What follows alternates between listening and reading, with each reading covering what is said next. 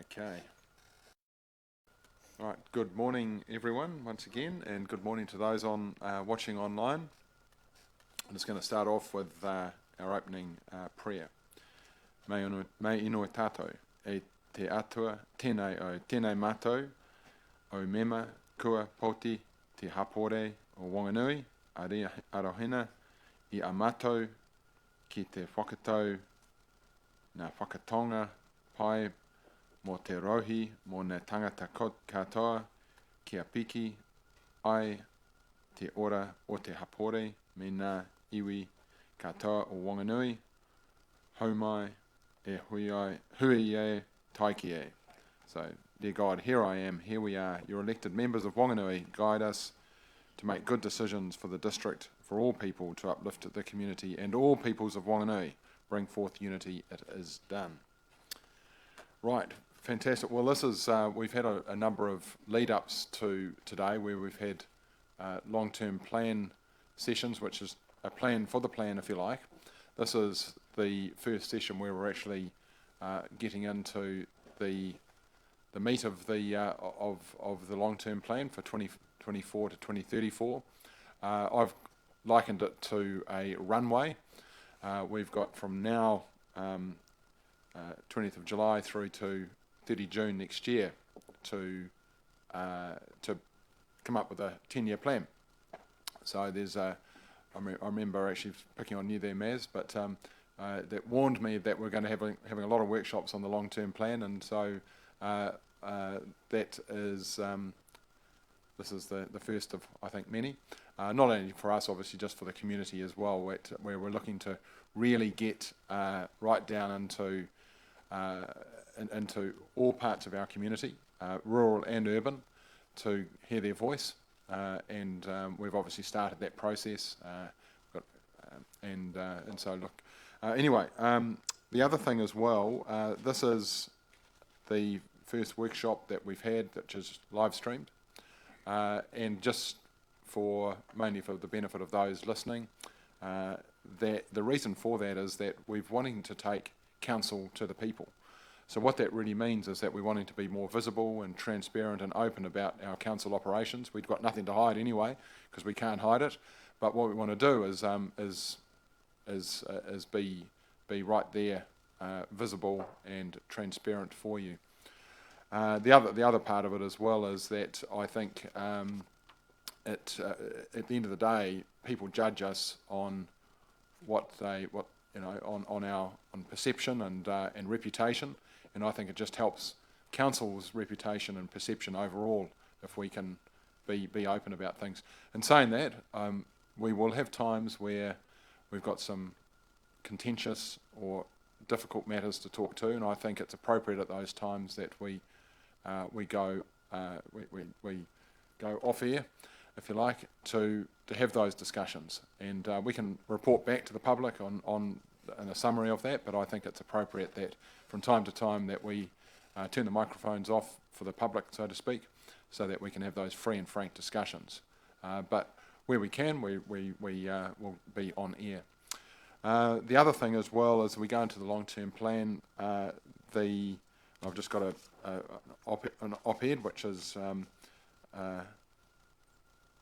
basically a media release that will go out probably today, ready for the weekend's paper, hopefully, which is around a positioning statement, I guess, for where we're at, both from a council perspective, but Wanganui perspective, but also I think across the nation, where I talked about the headwinds that we're facing into. The cold southerlies blowing, not just because it's winter time, but people are feeling pain out there. As you would hear yourself, you talk to people, and there's certainly some challenges out there. And as we go into this long-term plan, we've got to focus on the future, and we've got to be excited about what the future could be, but we've also got to be realistic that for the near term at least, there's going to be some really difficult times, and how we navigate through that as a council, what's our role in doing that, is going to be really important. So look, as what I guess my message is that let's be excited about the future. Let's focus on what we can do and the exciting things that we can do for our district, but also at the same time realise that we've got a bit of a stormy patch to get through.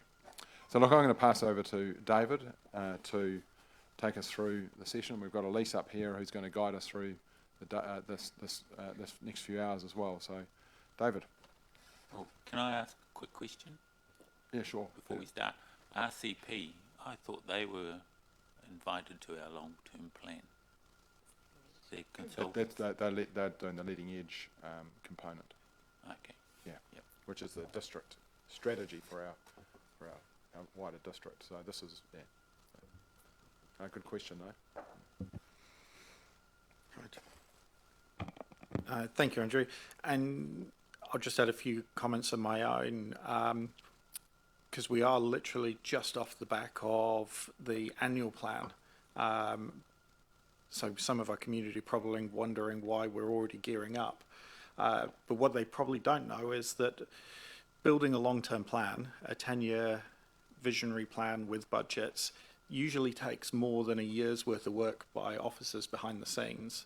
But most of our community only get to see it in kind of March, April time, when we present the consultation document to them.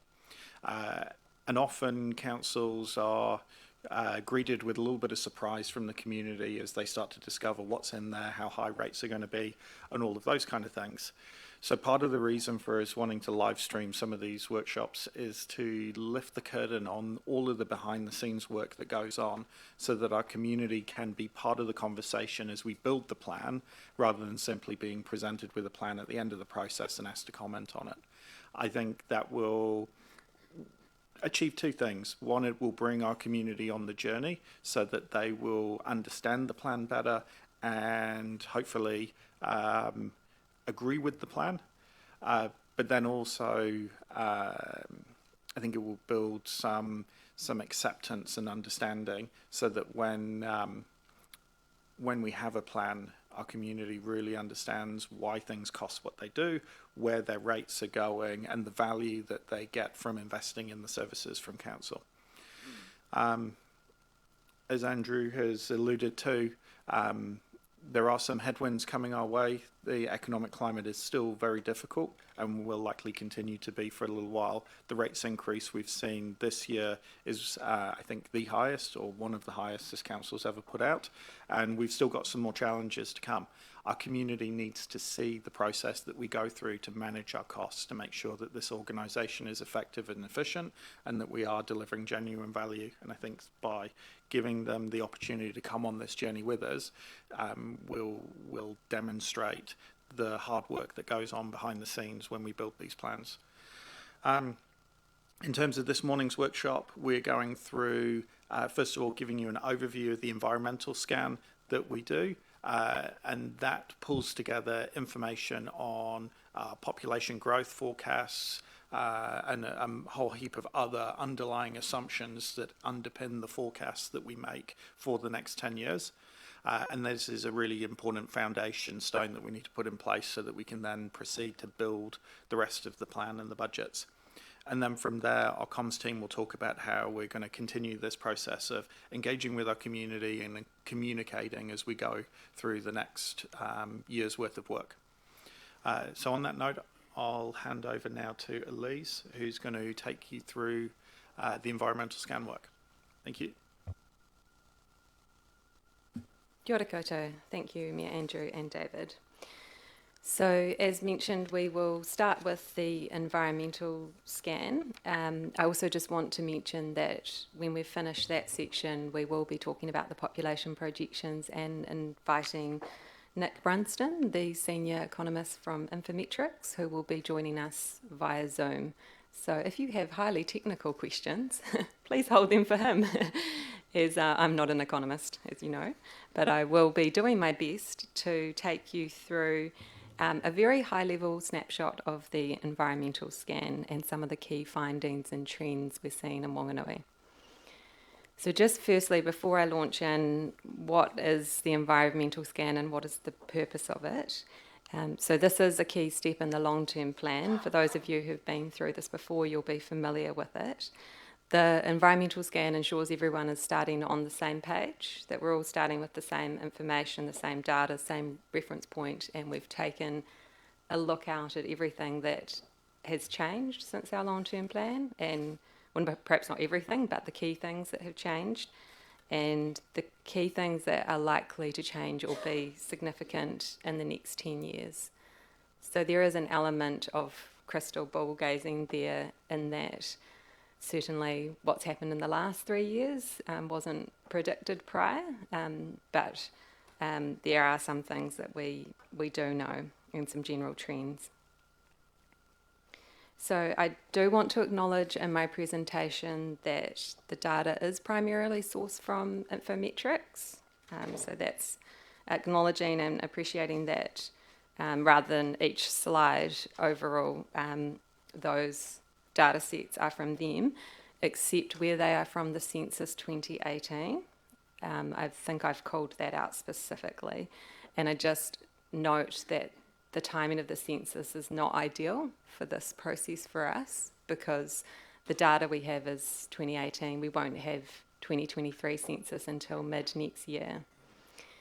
What I've proposed to our team is that we do an interim environmental scan update prior to the next long-term plan, to be that useful reference point once we have the new 2023 data, as I believe we'll see some changes in Whanganui from 2018.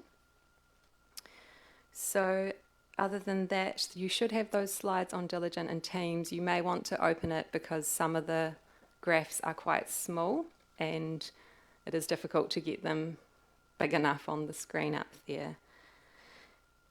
So moving right along. I won't be talking a lot to the population figures because, as I mentioned, Nick from Infometrics will be joining to dive a bit deeper into these.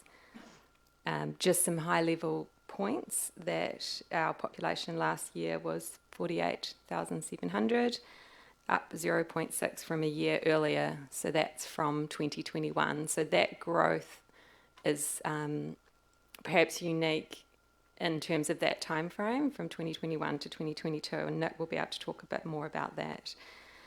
If we are looking out in terms of high growth scenarios, so looking at this graph, we've mapped our actual population, which you'll see has sort of dipped slightly and now is certainly increasing.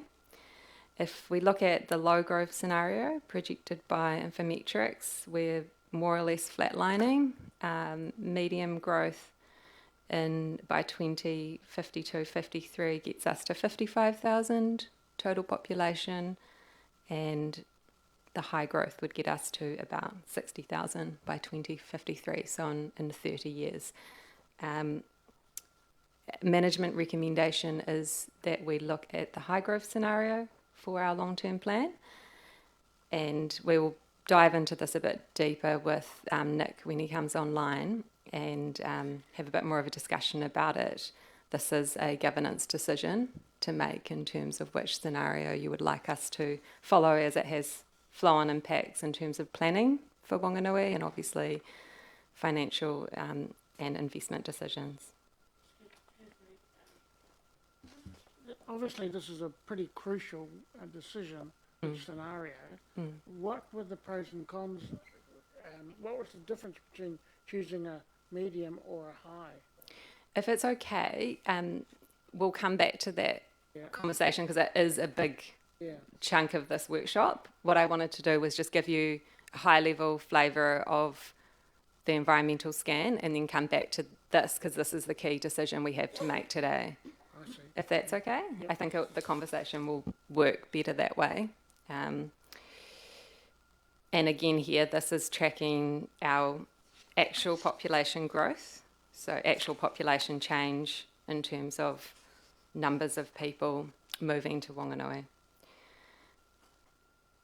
And we've also tracked our new dwellings consented, so you will see that peak in 2021, still quite high last year, as you're aware, because of the growth that you've recently had a presentation from Simon on. So we expect that to remain relatively high in the short term. We will come back to this. So if it's okay, what I'll do now is I'll go through the whole environmental scan at a high level, then we'll come back to the projections. So in terms of our age composition, Whanganui does have an ageing population, and this is slightly higher than the national average. So the proportion of people aged 65 plus in Whanganui was 22% last year, and the New Zealand average is 16.4%. So we are a bit higher. That did surprise me, actually. I thought we were more comparable to the national or the regional average. And 58.7% of Wanganui's population is of working age, which is also quite a bit lower than the national average of 64.8. So what this means is that we have what's called a high dependency ratio, which is 70.3% in the district, which is significantly higher than the national average of 54.4%. And when you see Nick's slides, you'll see that that under 15 age group and that 65 plus age group is forecast to grow. In terms of ethnicity, we do have predominantly New Zealand European population, just noting that these are the census categories that they use, so they're not categories that we have made up. So in the 2018 census, 79.2% of the district's population was made up of New Zealand European, which is higher than the New Zealand average. Our Māori population, also quite a bit higher at 26.3 than the New Zealand average, but Pacific peoples and Asian are quite a lot lower there. So it will be interesting to see the 2023 census and whether there has been any shift there.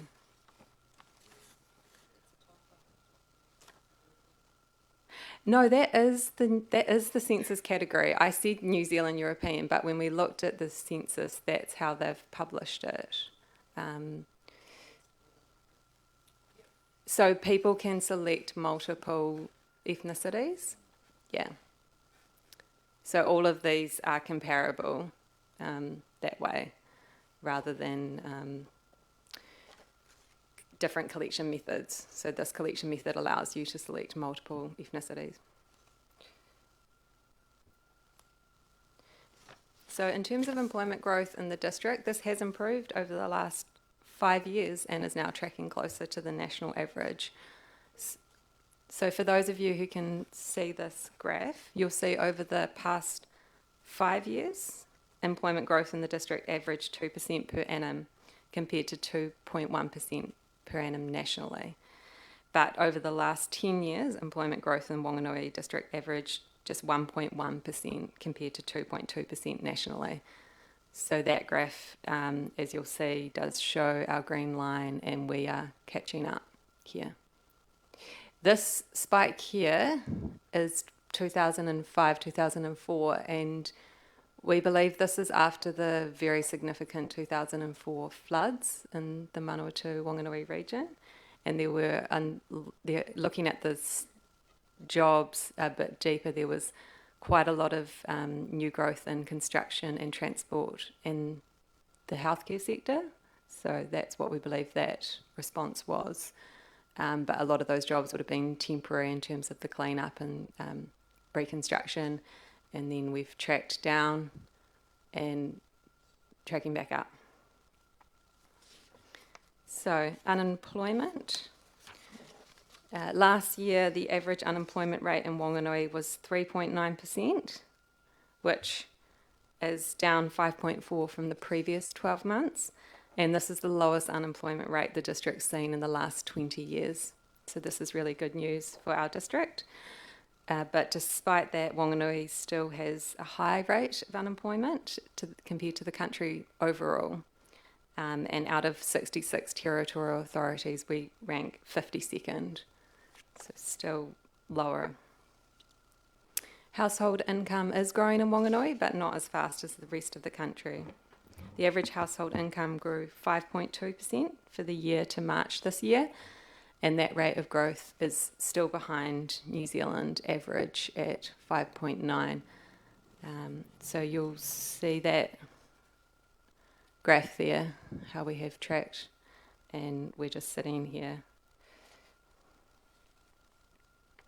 So in terms of, I just skipped over just saying over the past 5 years, average household income growth has averaged 4.4 compared to 4.7 across New Zealand.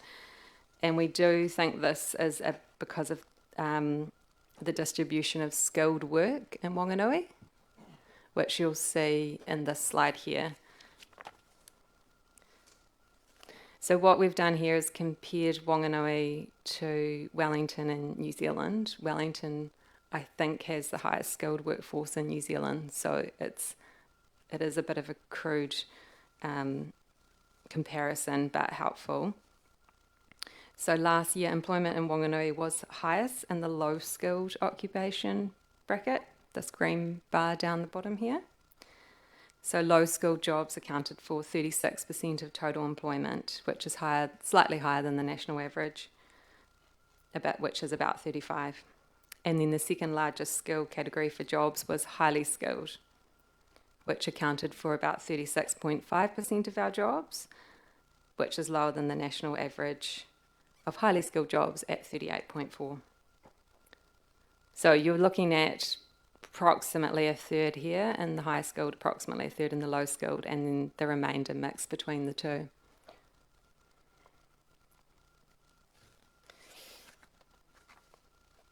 In terms of annual earnings, the mean annual earnings in Whanganui, as you'll see there at 57,896, are significantly lower than Wellington and the New Zealand average. So this is about that mix. We believe this is about that mix of job skills and what we talked about at the start in terms of our population composition, with having a larger proportion of people over 65 and under 15. In terms of GDP, over the past 10 years, growth in Whanganui averaged 2.2% compared to 3% nationally.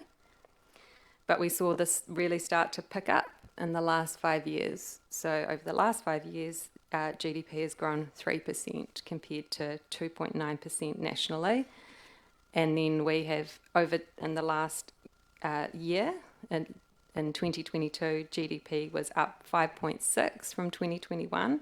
So that rate of growth is higher than the national average. So you'll see we had that blip after the floods. Then we tracked down, we tracked low, and now we're picking up again.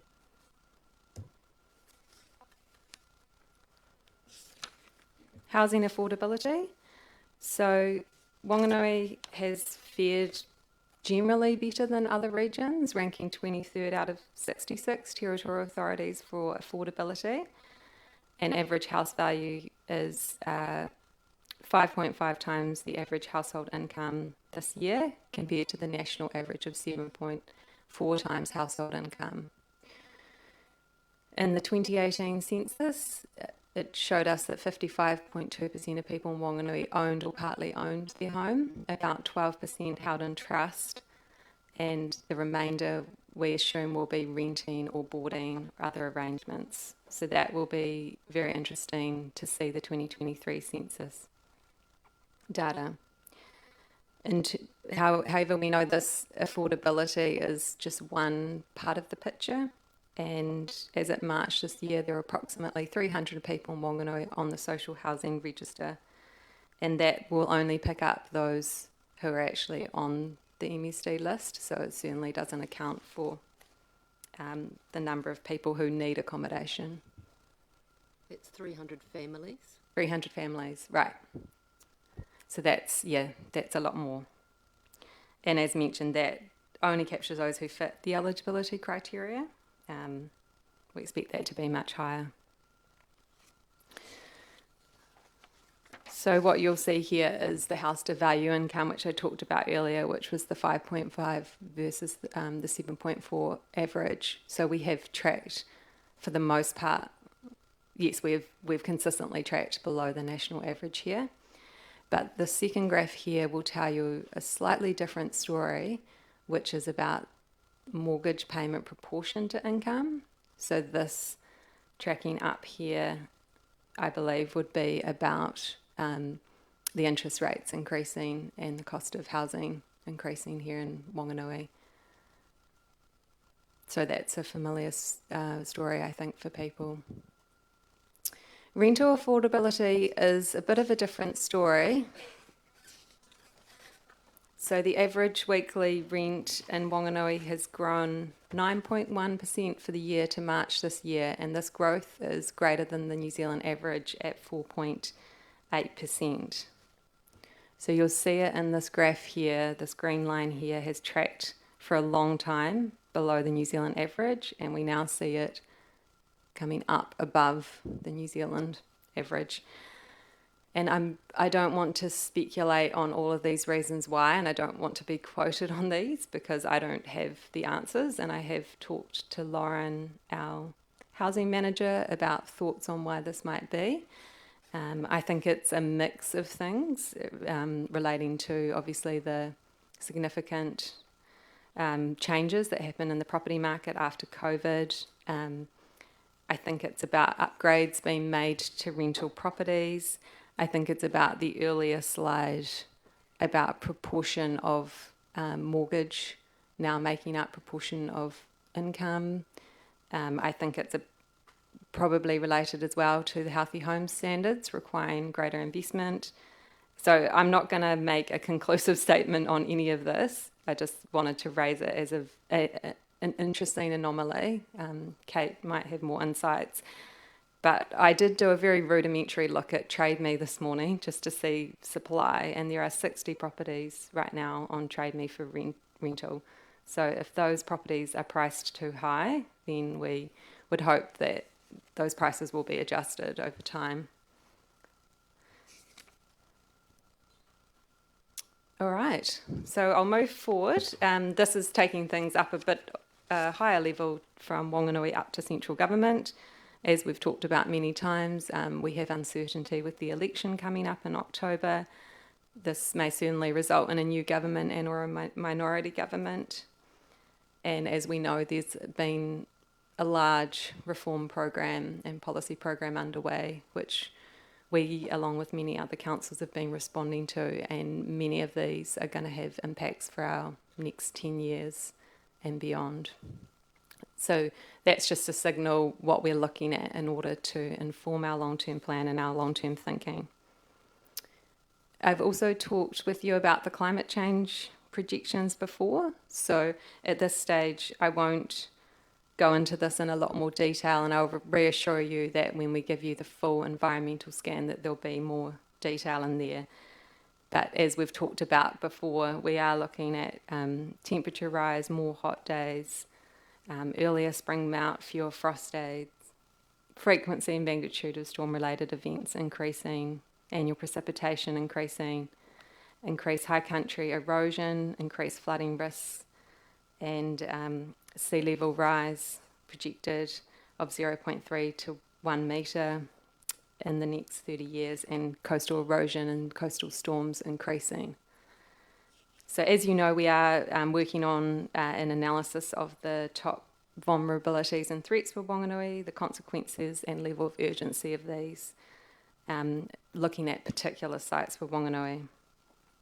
We want to get a clearer picture of things that we need to be addressing in the short and medium and long term. So this information will hopefully be available to inform our long-term plan. Again, here I will put a bit of caveat that I'm not an economist and I'm not trying to make any projections about the general economic outlook. I have simply looked through what information is available, what's been said by different economists. And what we do know, obviously high cost of living, inflation still high, interest rates likely to be high for longer. This is all leading to increasing costs to deliver projects and services, which you're very familiar with. Downward trend in economic growth in the last year. This means that risk appetite is lower than it has been. But very significantly, migration is really high, and the annual net migration is set to peak at a record high of over 93,000 people coming into New Zealand the second half of this year. So playing catch up from previous years of the borders being closed. And there's a lot of unknowns here, and if you look at different projections, you'll get slightly different stories. So I'm not making any conclusive statements, but this is all information we need to take into account for our long-term plan. So just very quickly, next steps, as mentioned, we will provide you with the full environmental scan, which covers a broad range of indicators, health, crime, emergency readiness.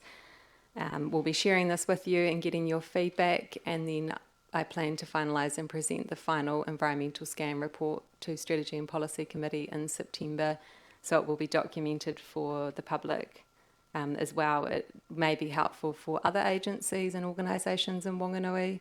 We hope it will be a helpful reference document. So that's enough from me, I think. I'm happy to take questions specifically on the environmental scan, if there are any questions more broadly about what's happening in Wanganui and our local context. If there aren't questions, then we'll pick back up the population projections piece that I started. I can see Nick Brunston has come online. Thank you.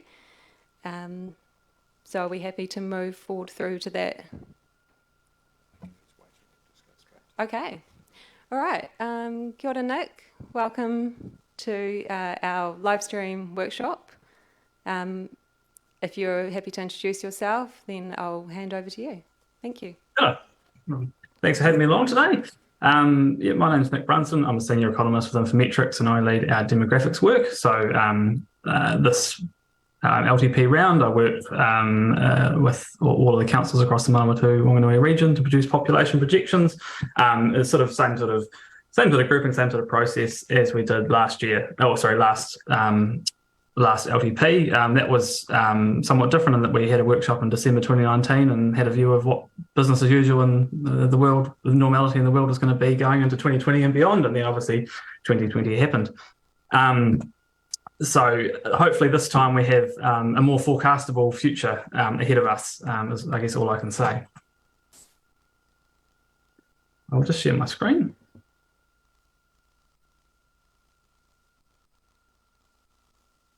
All right, is that coming through okay? Yes, it is. Yeah, we can see that okay. Fantastic. I might try and bring yours up on my screen as well, but carry on. Okay. Cool. So what I want to go through today, as well as any tricky questions that are as a hangover from Elisa's presentation. So I jumped in early enough to see that you threw me under the bus to answer any and all questions that came through. What I want to go through is touch on our projection approach, which again is not fundamentally changed from last time, but just wanted to highlight broadly how we do things. Touch on our employment forecast for Whanganui, and that's important because we use employment as one of the key indicators to look at the outlook for net migration into the district. Touch on the national population. I want to spend a little bit of time on that because New Zealand's population drivers and New Zealand's population growth are changing. Our population as a whole is aging as well as Wanganui's, and so it's really important to understand the context in which we are, in which we're sitting, and that does inform in turn the projections that we produce for the district.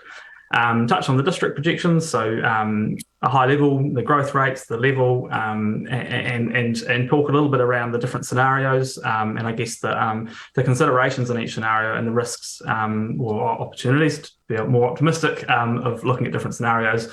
And then touch on household projections, which are based on population but are a little bit different because we also have household formation patterns to take into account. Given we're covering a fair bit of ground, it's probably best if we just move far away with questions as we go, I'd suggest. So in terms of our projection approach, we use a sort of traditional approach called cohort component, which essentially means we break the population up into cohorts. We look at each cohort, look at where they're going. So at a very simple level, if you're 30 years old now, we know you're going to be 35 years old in 5 years' time. But we also look at what's happened to 35-year-olds before. So what's happened to their life expectancy, their fertility, their household formation, their labour force participation. And so that way we can kind of track cohorts as they move through the ranks. So for example, the baby boomer generation, we know we had a lot of people born in the 50s and 60s, and we know how old they are now and where they're going, but we can look to previous generations and look at how previous generations are living longer than they were. Previous generations are maybe starting to have children later in life than they were in the past, and so we apply those kind of historic lessons out into the future. Where it gets, where we deviate a little bit from, I guess, maybe the StatsNZ projections, is where we look at migration. So we use a combined approach. We look at historic trends, particularly more so for some age groups than others. So there are a couple of, I guess, demographic trends that we see that are pretty consistent regardless of what's going on in the economic cycle. So generally young people want to get away from mum and dad as soon as they finish school or leave school. So we often have, particularly in provincial areas, outflows in those kind of 15 to 24-year-old age group, happening pretty much regardless of economic conditions. We also have patterns around people right at the end of life coming into slightly larger centres for aged care. So, your sort of 75 plus age group that coming into town, that pattern is normally pretty consistent too. In the middle, we use a little bit of historic trends, so that picks up what's happening, particularly with, say, retirees and moving to areas with a for the lifestyle proposition like yourselves. But we also look at labour force shortfalls. So we have a forecast for employment, looking at how many jobs we think you're going to have in future.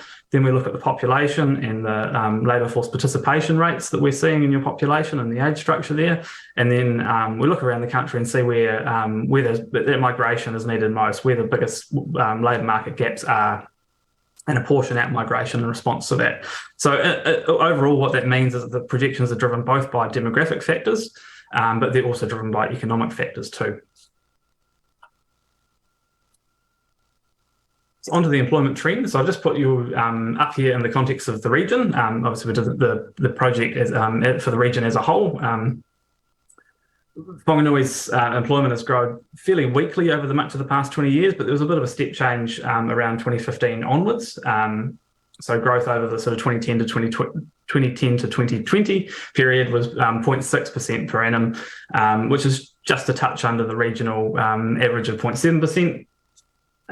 Things have changed a bit, and I'll touch on a little bit more of, I guess, that sort of turnaround in a few more slides, but we're expecting growth of 1.2% per annum over the 2022 to 2030 period in Whanganui, which is the second fastest in the region. That's this one, our blue bar up here. After 2030s, we're expecting growth to slow down a little bit, down to 0.5% per annum in Whanganui compared to 0.4% regionally. The growth over the next decade is fairly broad-based.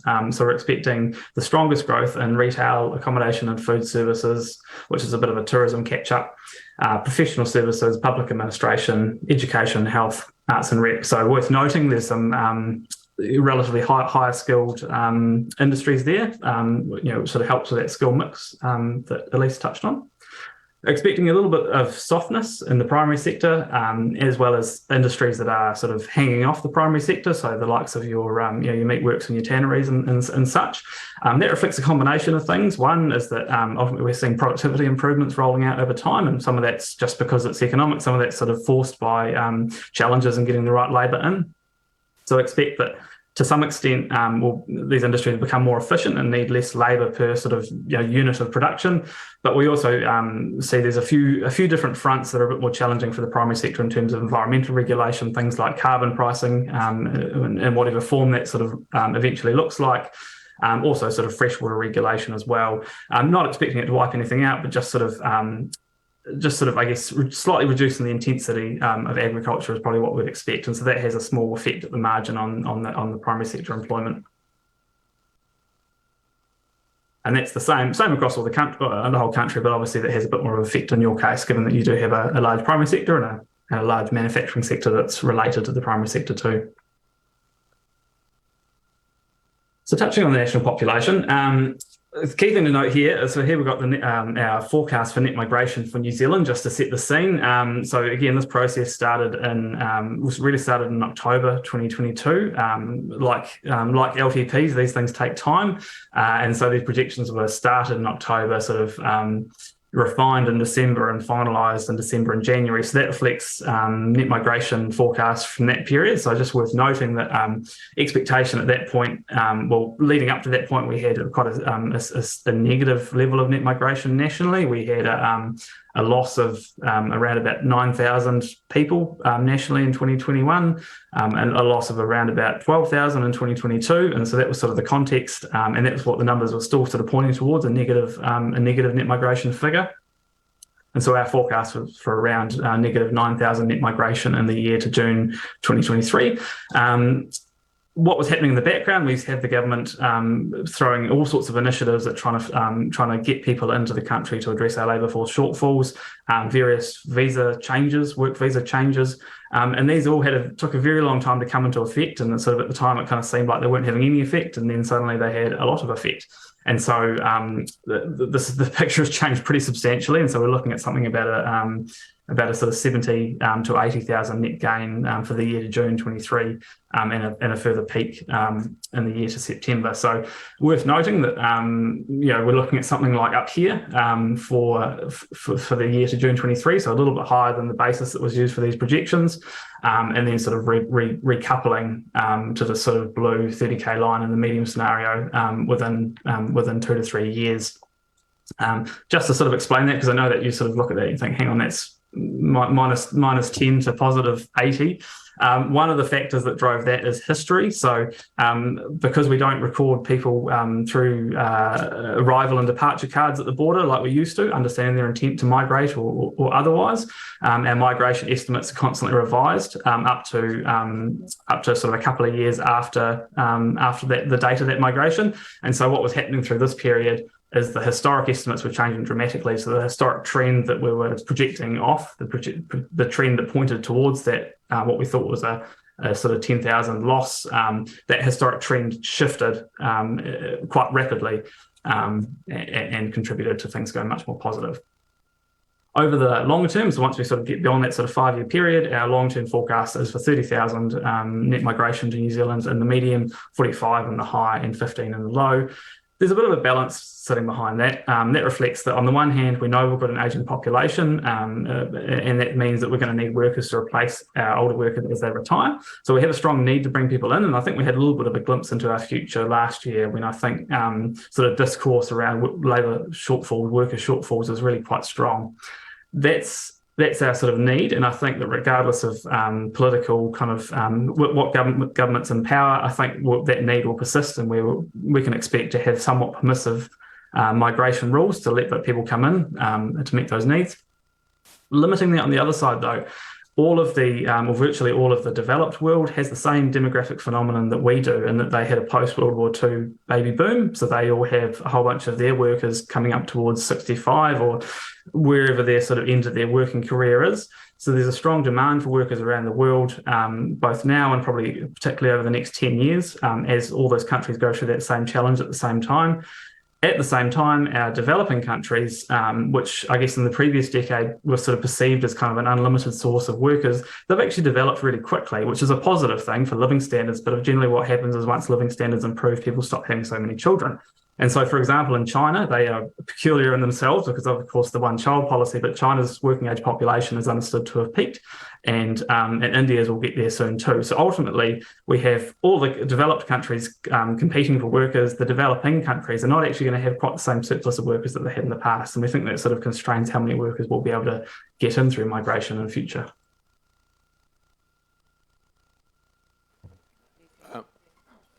Yeah. So we've got a question. Yeah.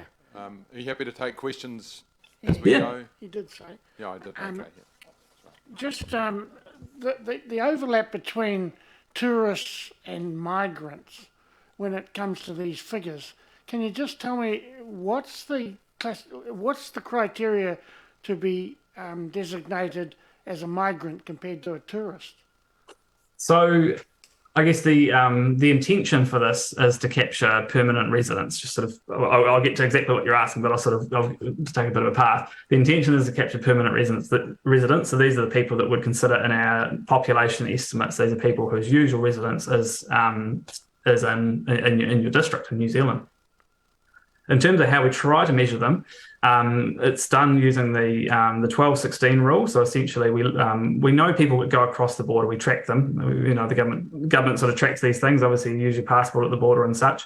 But we don't know people's intentions when they pass the border. We just know they pass the border. So the test is if they've been in the country for 12 out of the past 16 months, we consider that they're permanent residents of New Zealand. In practice, some of those people may be, there could be some edge cases like, working holiday visas, extended holidays, that sort of thing. But it's sort of the 1216 rules intended to capture kind of the predominant sort of situation, which is generally if you're in a country for 12 out of 16 months, you're probably settled down there. Okay, thank you. So I've got a question. One question too, Nick. Is, where do the immigrants actually go? What's the distribution across New Zealand? I mean, do they arrive in Auckland and stay in Auckland, or I imagine the majority do? But how well are they spread throughout the country? So it's almost a perfect segue into the next slide, but I'll answer half of it right now. For Whanganui, the international migration is not directly a particularly strong driver of your population growth, but where you tend to gain off is off internal migration, and the internal migration is correlated to an international migration. So if we look to the past decade where we had quite a turnaround in your fortunes, a lot of that would have been people migrated to Auckland. Generally, if you go to a different country, I guess you go to the big city and half unpack your suitcase while you figure out what you're going to do, and then settle down somewhere else. I think there's a bit of a knock-on effect in that people move to Auckland and then from overseas, and then perhaps move from Auckland or other big centres down the line to the likes of yourselves, or international migrants move to Auckland, and then perhaps with localised housing pressures, New Zealanders that were already in Auckland might be more inclined to move down the line to the regions. Moving on to the next slide, this is showing us the distribution of net migration around the country. This is not looking at where they've come from, it's just looking at the total pool of net migration. And we do that because of those sort of the mixed effect. You might not get a lot of international migrants coming directly to the district, but you probably do indirectly. So it makes sense just to look at all migrants altogether, whether they're coming from other parts of the country or from overseas. So this is just breaking it out in terms of we use the LGNZ sector groups, which is a bit crude, but looking at rural, metro and provincial areas, so yourselves in the provincial grouping, but it tells a really interesting story. If we look at the early 2000s, so sort of around 2002, 2003, we had a previous net migration boom nationally. We had about 60,000 gain nationally, 50, 60. But what was happening there is 87% of it, this big orange bar, was going to metro areas. Pretty small chunk was going to provincial areas like yourselves. And the green was just still slightly negative. So at that point, you can sort of see the green stayed negative for quite a while. Our rural districts were still in decline in terms of net migration, pretty much still reeling from the reforms of the 80s. This sort of carried on. Where it started to change, firstly, if we look around the sort of 2011 to 2013 period, this is probably another period we had a bit of an outflow of migrants to Australia, particularly the mining boom. And this is about the point of the zombie town narrative and the zombie town discourse, and sort of we were seeing the effect of sustained negative net migration in rural areas and weak net migration gain in provincial areas, causing provincial areas like yourselves to have flat or declining populations. But then once this boom came along, the distribution really shifted, and this really shifted your population fortunes too. So what we saw is we had a really high and sustained volume of net migration. So this sort of peak here was higher and wider than what we saw back here, which created pressures on those main centres like Auckland, created housing affordability pressures, housing availability pressures, and it pushed people out a little bit more into the regions, particularly around the main centres. So you think about your sort of south end of Northland, upper end of Waikato, benefiting from Auckland kind of overflowing, and Wellington up the line into Kapiti and into Horowhenua, but also out into the regions. We also had changes to the visa settings at that point in time. So migrants got extra points for going to the regions as well, and it really has stuck as quite a permanent shift, with a much greater share of net migration going to provincial areas, which has really caused a huge turnaround everywhere, but particularly for yourselves, with population growth going from negative here to quite strongly positive here. The last interesting feature to touch on here So just this bar here was 2020. That was people rushing home ahead of the border closures. People, expats coming home from overseas before the borders were closed in March 2020 for the first COVID lockdown. But once we get to 21 and 22 here, we start to see the impacts of the sort of new availability and awareness of working from home and how that affected the regions. So really, really remarkable that in 21 we had quite a steep net loss of migrants from the metro centres. So Auckland's population outright declined in 2021. And we saw quite a strong gain into provincial centres. That was repeated in 2022, but to a lesser extent. So we saw slightly fewer people leaving the cities, slightly fewer people moving to the regions, but still a clear trend. So Auckland's population again declined 2 years in a row. So what we think is going on here is that after that first lockdown in 2020, organisations around the country adopted working from home practices. People were more able to do it, and so people that were perhaps that just leapt at the opportunity. Maybe they've been wanting to do it for a while and finally they could. People leapt at the opportunity, and we saw sort of a bit of a migration dividend for regional centres like yourselves. We saw it ease a little bit, and I think that reflects that there probably was a bit of pent-up demand at this point. If you go back to 2019, there's probably a lot of people working in an office 5 days a week that probably they realised they didn't need to. And so I think this is probably perhaps more reflective of the future, and that we still expect that working from home in the regions will be a feature, but it won't represent the same extra flow of people going forward as it has in the past. So moving on to your population. So firstly, looking at the population drivers. So again, I talked about that shift in the distribution of net migration around the country, and the effect was just was huge for you. You're sitting at about minus 500 net migration gain in the 5 years to 2013, up to positive 3,000 in the 5 years to 2018. So it's just a complete turnaround. Net migration is pretty volatile, and so that at the moment is the feature that kind of influences, provides the really big shocks and creates the volatility in your overall population growth. But we've got to look at the underlying demographic drivers too, because they can be just as powerful, and they're actually more predictable as well, because we can look to the population in your area and look forward to their life expectancy to understand how births and deaths are going to play out. So the number of births has been pretty steady at around 3,000, which reflects that you've had some growth in your childbearing population, but there has been some softening in fertility trends around the country, with people having slightly fewer children and starting having children later in life. But the sort of one to notice here is the deaths line, which is just slowly, gradually tracking upwards. And the significance here is that once you get to the into your 2030s, the number of deaths is outpacing the number of births. Which is sort of called natural decline. So from this point onwards, you are completely reliant on net migration to just maintain the population at the same level, and you need extra net migration on top of that to grow the population. And so what that means is that your net migration outlook in our sort of median projection is pretty steady. It's for around about 1,000 net migrants per year, but the effect of that kind of gets diminished over time, because as time goes on, more and more of those migrants that you're gaining are just replacing the people that passed away, and less are actually representing true growth over the top. And this is everywhere is different, but everywhere in the country has the same sort of pattern. It's just that different areas are having that little crossover at different points in time.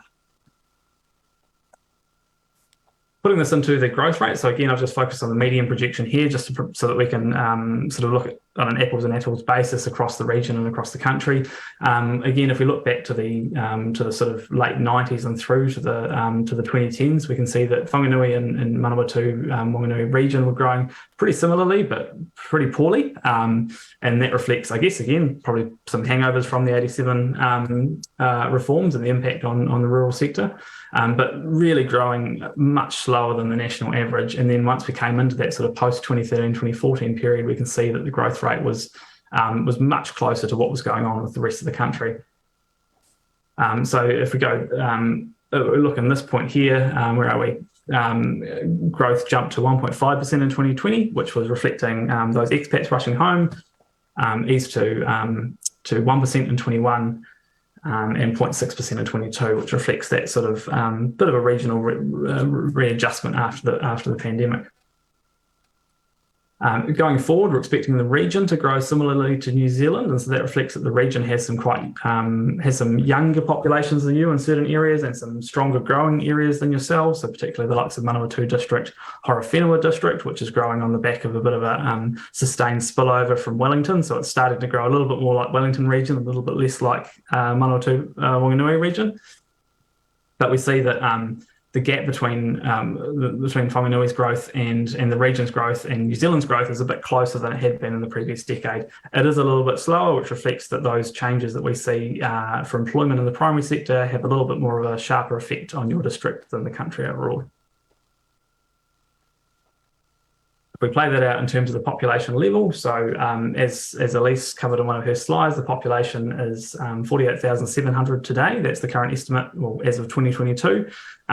These are sort of we have annual estimates from Stats NZ after the 2018 census, up to 2022, but they might get revised a little bit once they incorporate the data from the 2023 census.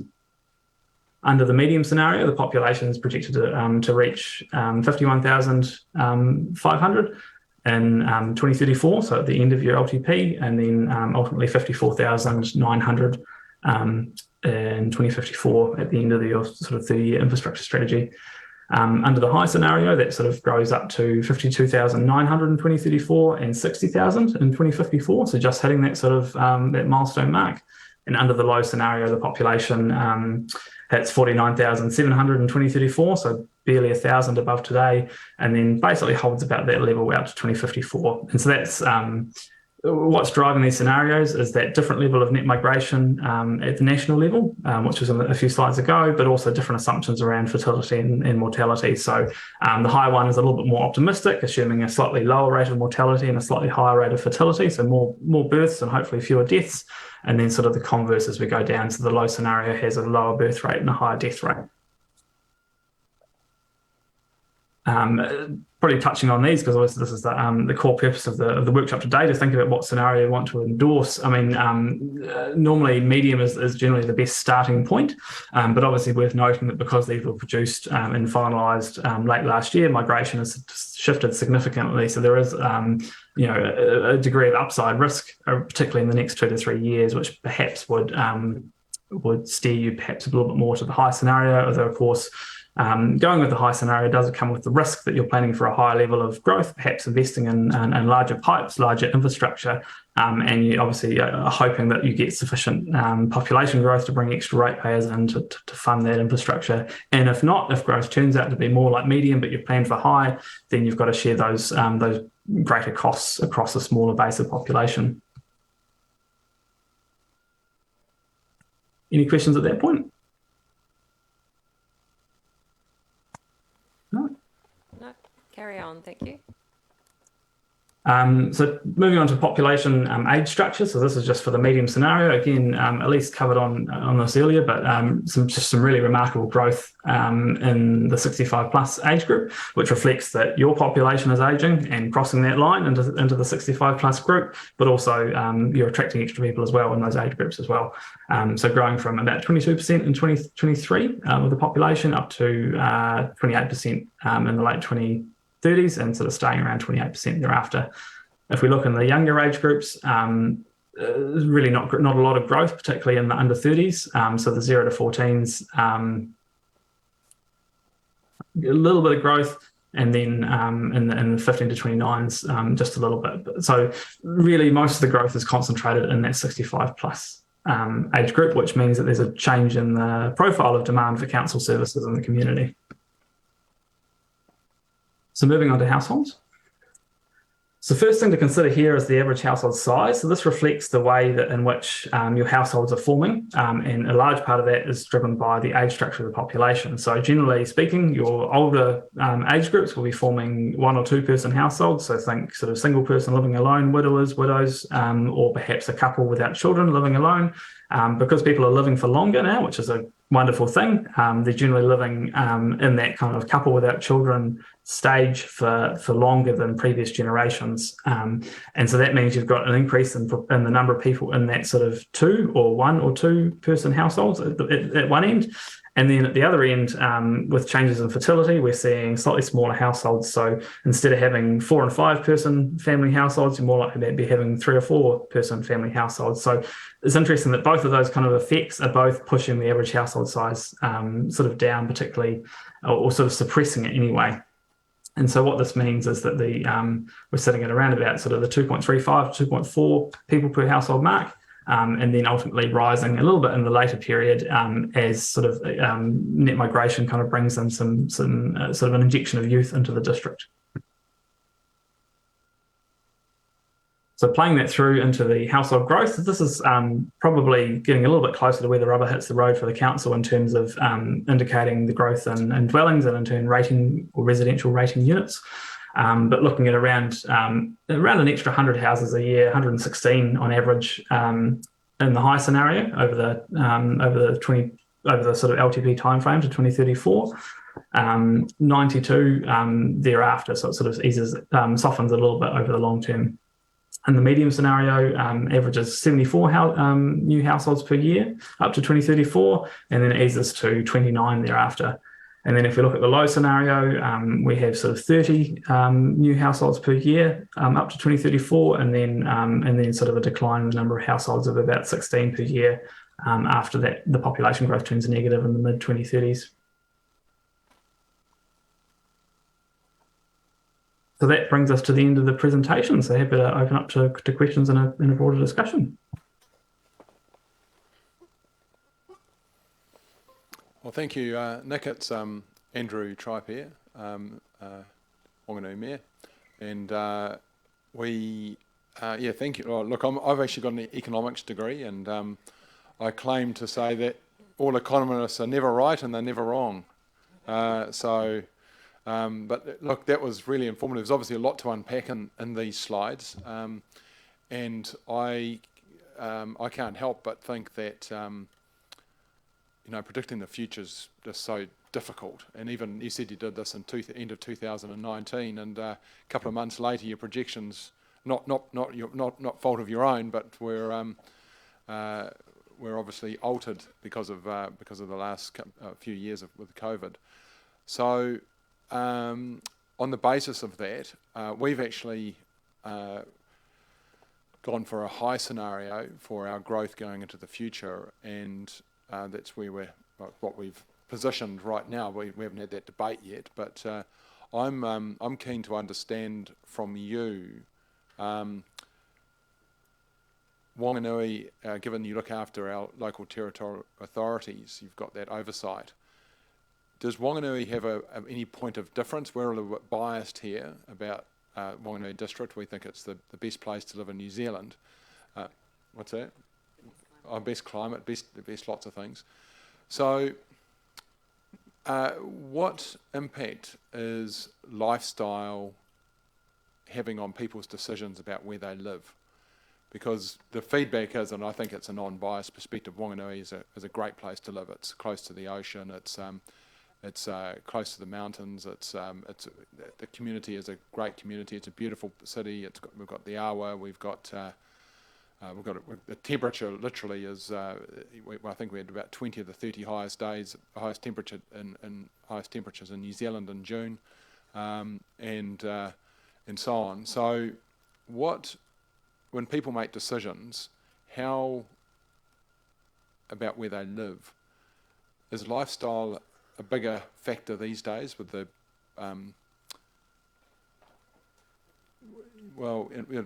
I guess with working from home, but also the hustle bustle of big cities and the challenges of living in big cities, the expense of it, and so on. So I'm just keen for your views on lifestyle choices and where people choose to live.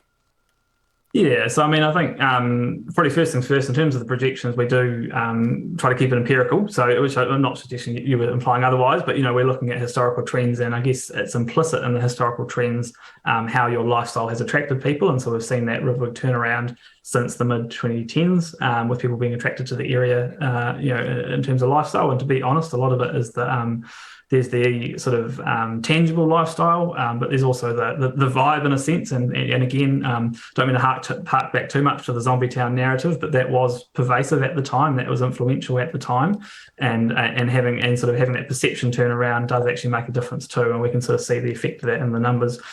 In terms of moving for lifestyle, I mean, working from home is a huge enabler. If we look around the country in terms of that, because it's quite hard to measure people working from home or working remotely. It's not really wasn't really envisaged when we sort of schemed up the ways in which we collect statistics. But we can look implicitly and look at what areas are growing stronger and what areas are growing weaker, particularly in the 21 and 22 years, which is after the pandemic. And so we saw areas that were within commuting distance of a main centre are the ones that grew stronger. So for the working from home cohort, generally what was happening is people were going, putting up with a 2-hour drive 1 day a week. They weren't going to 3 or 4 hours away from the main centres. And so I think that provides for you probably a bit of an upper limit, and that you are probably at the upper end of a once a week commute from Wellington, or a few times a week commute from Palmerston North for the average person. So that's there's scope, but there's limited scope in terms of the work from home attraction. In terms of the other factor at the other end of life is that because of the aging population, the number of 60 to 74-year-olds rather, which I consider the kind of the grey movers, if you will. These are the people that are kind of around about the end of their working life and maybe looking at where they want to settle lifestyle-wise. That group's kind of doubled in size over the past 20 years, and it's projected to grow a little bit further and then sort of plateau. So that's kind of quite a mobile, lifestyle-orientated cohort. And so we see that we've had a lot of growth in that group, probably not a lot left. But I think that's probably another group that's kind of underpinned the growth areas that have, I guess, a degree of lifestyle proposition. I mean, I think the final note is everywhere has a lifestyle proposition to some extent. It's just the different baskets of attraction ultimately. But obviously, your one is working. Yeah. Right. Thank you, Kate, and then Rob.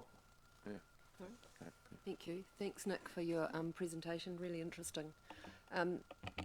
My question is around the growth projections as well. And if you wouldn't mind, I'd like you to just take us back over what you've explained in terms of where the data is coming from, on what are you basing the projections, and what should we expect in terms of Elise talked about a refresh of our growth scenario when there is information available from the most recent census. So if you wouldn't mind just doing a kind of a recap of what you're basing these growth scenarios on. So I guess I'll touch on population first, because that's kind of that is kind of the core. So the definitive source of population is the census, and so obviously we don't have the 2023 census data out yet, and so we're kind of leaning back on 2018 for that. But Stats NZ does do an official estimate every year, and so we have those every year up to 2022, which is essentially taking the census data, so the actual literal count of people, and then updating it with what Stats NZ knows around births and deaths, which obviously are recorded pretty well, and then what they can kind of infer around migration. So, if you change your address with IRD because you move towns, or you change your address with StudyLink or MSD or something like that, that gets sort of anonymised and used statistically to model the moves around moves around the country. And so we have a pretty good estimate of the population up to 2022, but we know that once we get the 2023 census population estimates out, that number will change a little bit. In the case of Whanganui, when we produced the projections in 2019, we had an estimate of the 2018 population, but that wasn't based on the 2018 census. And so then after the projections were finalised, your population was revised up by 100 in 2018 by Stats NZ. So we might expect that sort of revision for that 2022 number. But I guess it's sort of a long-winded way of saying the starting point for these projections is an estimate, but we have reason to believe it's unlikely to be changed significantly. In terms of what we do to the population, the births and deaths, that is based on trends that were recorded up to 2018, which are long-lived trends. So life expectancy and fertility are long-lived trends, but those will be fed in, and they take time after the census to be updated. Okay, so largely underpinned by the 2019 census data, overlaid with long-term trends that we know in terms of life and death and Yeah, Is that yeah, kind of about right? yeah, and with reasonably solid estimates up to 2022. Thank you. And of course, the softer stuff is more our understanding of how things have evolved in the post-COVID environment as well. So we try to take into account that with migration. Probably one other point to make is that in terms of population, there's these three components: births, deaths, and net migration. The births and deaths are pretty reliable. They don't tend to surprise us. COVID, obviously, that did surprise us. We had very low deaths at the start because we locked down and didn't do anything dangerous.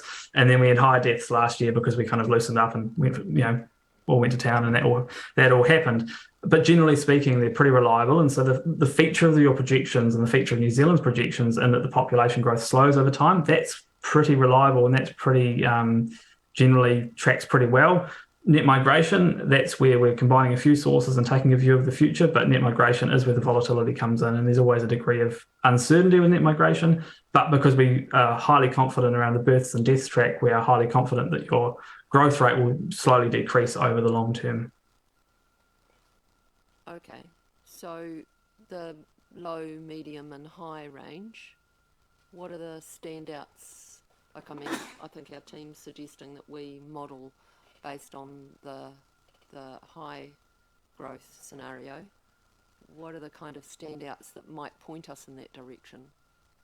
I think the key one there is that the net migration has shifted hugely. International net migration has shifted hugely from where we thought it was at the end of last year. So you're sort of up from -10 to +80. And so that means that we would expect the population to exceed the medium scenario over the first 3 years. In theory, it should recouple beyond that, but just because of timing and the time it takes to produce these things, that would be for me the key factor that make me think about a high.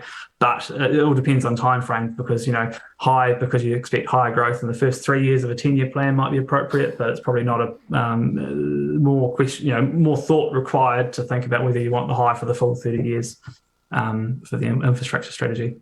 Okay, thank you. And perhaps a question for our team is, like, in practical terms, what does it matter whether we go for low, medium or high?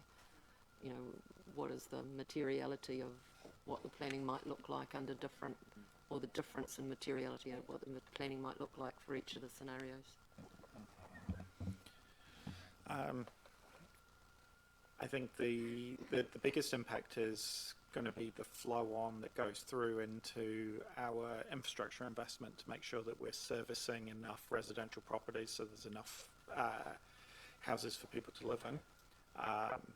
There'll also be a flow-on effect to other things like our economic development strategy, to making sure that we, if we get an influx of internal migration, for example, we are also doing our piece to help the private sector grow and create jobs for those people, so that we don't see our unemployment rates creep up over time. The comment that Nick's just made, though, over the 30-year time frame, is a relevant one. For the shorter term, I think officers are keen to be ambitious and say, let's go and try and chase down more than our fair share of internal immigration by promoting Wanganui as a attractive place to move to. But being able to sustain that for 30 years is probably unrealistic, and outside of some point in the 3 to 10 year time frame, we need to be dropping back to the medium projection would be a prudent, sensible way to go, because the risk would be you'd overinvest in infrastructure that the community just doesn't need. Short term, that risk is relatively modest, because we're talking the difference between 5,000 people difference roughly at the end of the 10 years, so it's not massive. But at the end of the 30 years, you can imagine if you build infrastructure for an extra 15 or 20,000 people, that's a considerable investment that just wasn't necessary. Okay, so what I'm hearing there is that in the short term, if we use the high growth scenario, the difference in investment in infrastructure is not that big. That's right. I mean, if you look at our roading network, for example, we've got ample capacity that's not being used at the moment in terms of being able to put more traffic on our roads, those kind of things. So you wouldn't need a huge amount of investment to, we're not Auckland, we don't need to build new motorways to accommodate a growing population. Okay. if it gives you reassurance as well, we have spoken with the key staff across council and infrastructure and roading, Justin and planning, who have said a very similar thing to David, that over the shorter term, the 3 to 10 year horizon, it won't have a major impact, but it's that 30-year horizon. Don't know if Justin wants to add anything. No, he's happy with that. He's happy with where we've landed. That's The officer recommendation, sorry, to clarify. That's really helpful, because what I'm hearing is don't get too hung up on it, especially in the short term, in terms of, because I mean, the last thing we want to do is overrate for a growth that will never happen. And I think the comment I would make is certainly I'm thinking of this in terms of a balanced risk approach. The risk would be that you'd put a work program in place that would see us build some infrastructure that we don't need. Our advice is that risk is relatively low because we've got quite a bit of spare capacity, so we don't need to launch into a significant building program to accommodate the risk.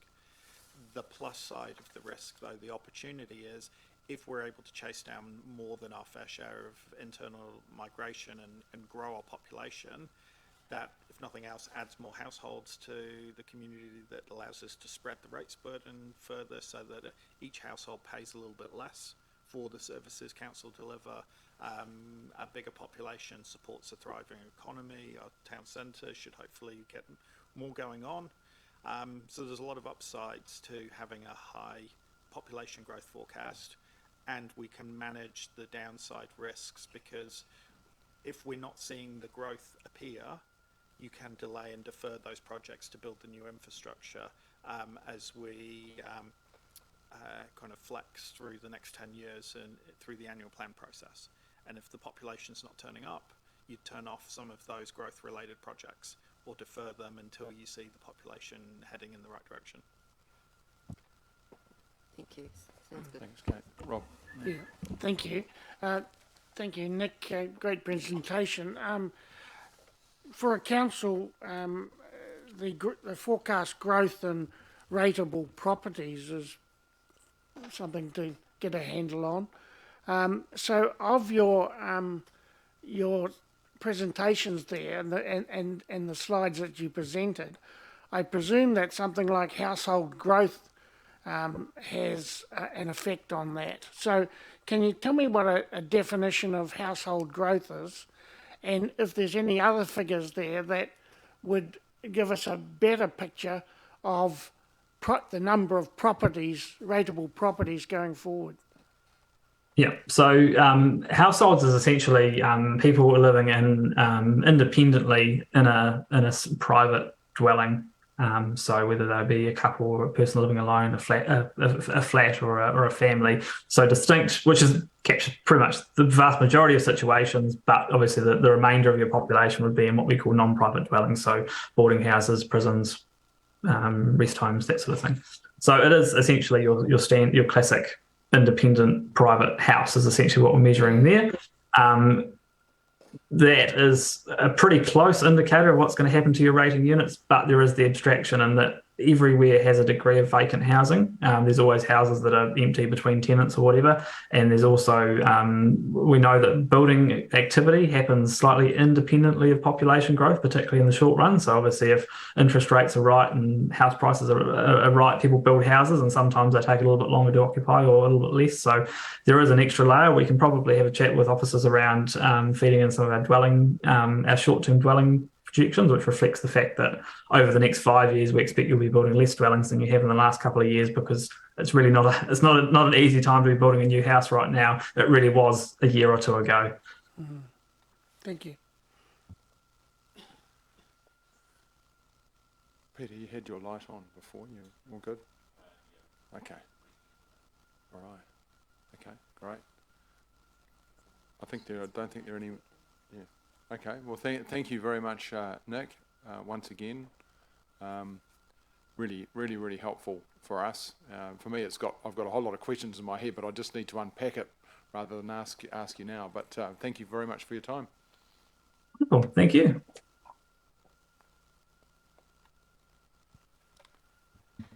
Okay, so that session went a little faster than I thought, so that's good.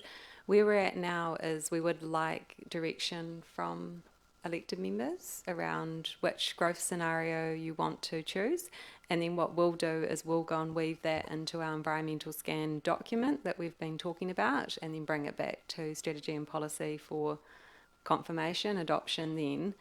So I guess the question for the floor then is whether you're ready to make a direction around that, or whether you'd like more time to digest what you've heard today and take that away and come back. For us, we'd quite like the direction earlier, because then we can go away and do the environmental scan and whatnot, but really over to you. I'm just wondering, thank you, Elise, for that steer as well of that projection. My tendency is that we do go for that, but I just wonder whether we just do a quick straw poll and then get some thoughts on that as well. Yeah, David. So just quickly want to make a comment from a process point of view, because Elise has used the D word, decision in a workshop. So yeah, Direction. we need direction from you.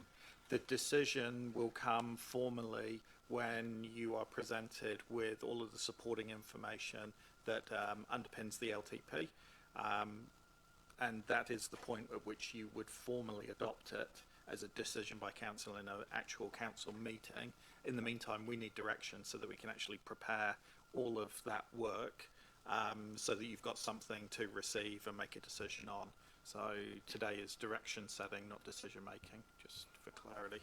I do see lots of lights on, so maybe the sensible thing would be to get the lights cleared first and then just see where that direction is with maybe a straw poll. So I don't know who was first, but Peter, will go with you. Yeah. Just to give you my thoughts on direction, then I would go much more for a high for the first 3 to 4 years, and then slip back down to a medium. Right, thank you. Rob? Yeah, Councillor Rob? I just have a question first, and that's the relativity of being positive on the actual outcome.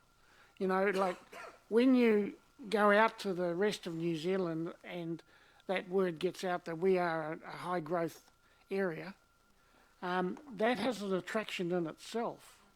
I mean, Tauranga's experienced that. So what we choose might have an influence on the result. And it's really, to me, it's what we want to be.